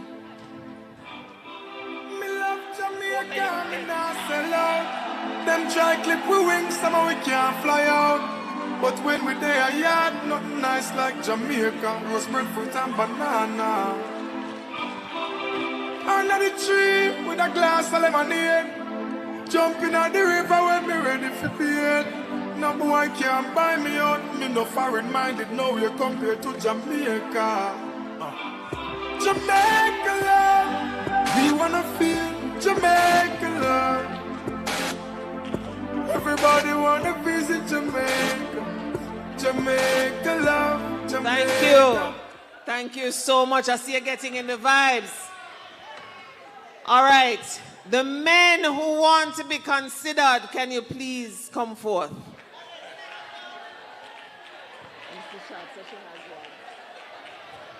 I'm going on stage. So the gentlemen, could you please come forth while Mrs. Sharp tells me what I'm giving to these gentlemen?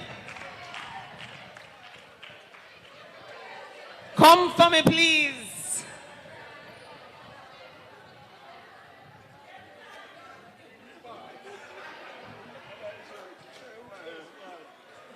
You all find a scarf. All right, see something coming here. Something is coming. All right, so we have two gentlemen, and you're going to help me to select which of them is most patriotic looking tonight. What is one prize I have?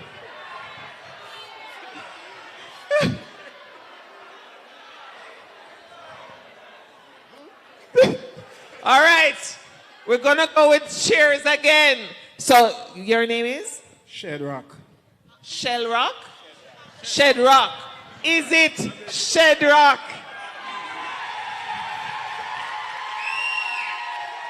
All right, this gentleman here. Dennis Johnson. Is it Dennis Johnson? Mrs. Sharp, they're putting me in trouble because I can't decide. And it sound the same way to me. Can we get one more prize? Yes, we are told we can get one more. So one of you please collect this one and the other one, please.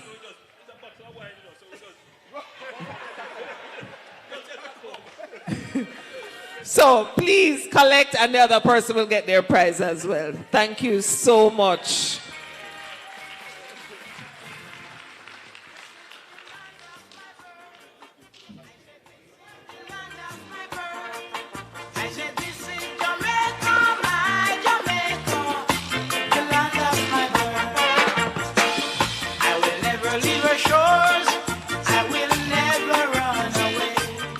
All right, so the last prize I have, and this time it's only one I can give, is the most patriotic couple. Couple. And when I was leaving the room, some of you told me that you were going to borrow somebody. So come with your borrowed somebody. The most patriotic couple, those interested, can you please come forth?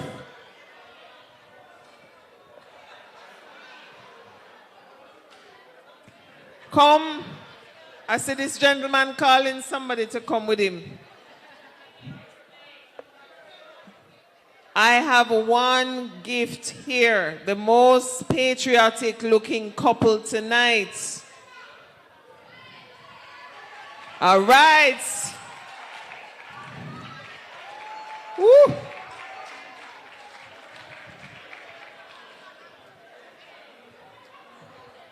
Well, since they are the only ones up here, let me ask them to introduce themselves.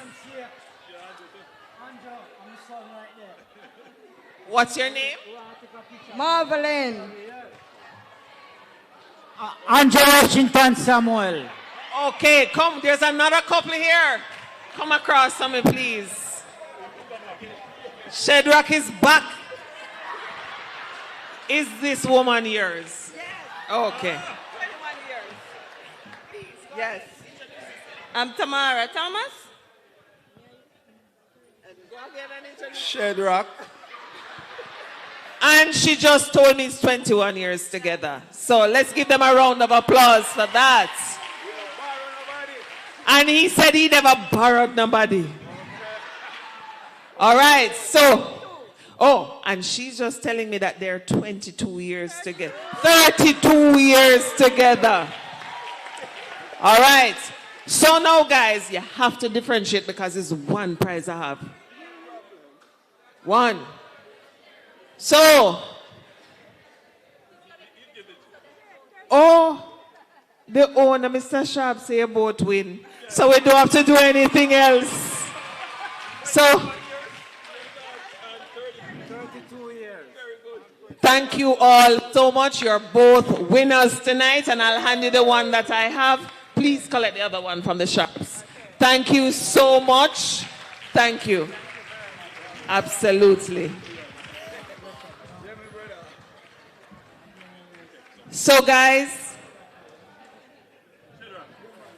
thank you so much for your time tonight and for the love that you have shown to Jamaica and to the Prime Minister and to the Minister. Thank you all so much. Thank you as well to the Sharps for hosting us. And I won't keep you any longer because I know food is over there for you to eat and your belly to full. And those of you who are going back to Nevis and to St. Kitts. Thank you, Prime Minister. Thank you, Minister Johnson Smith. Thank you to the team from the Ministry of Foreign Affairs. Have a good evening, everybody. Walk good. Just come on. Anyway, do a dance, bus. I'm a party. Sing fast. Pull up the vibes that you're playing. Can you play some more?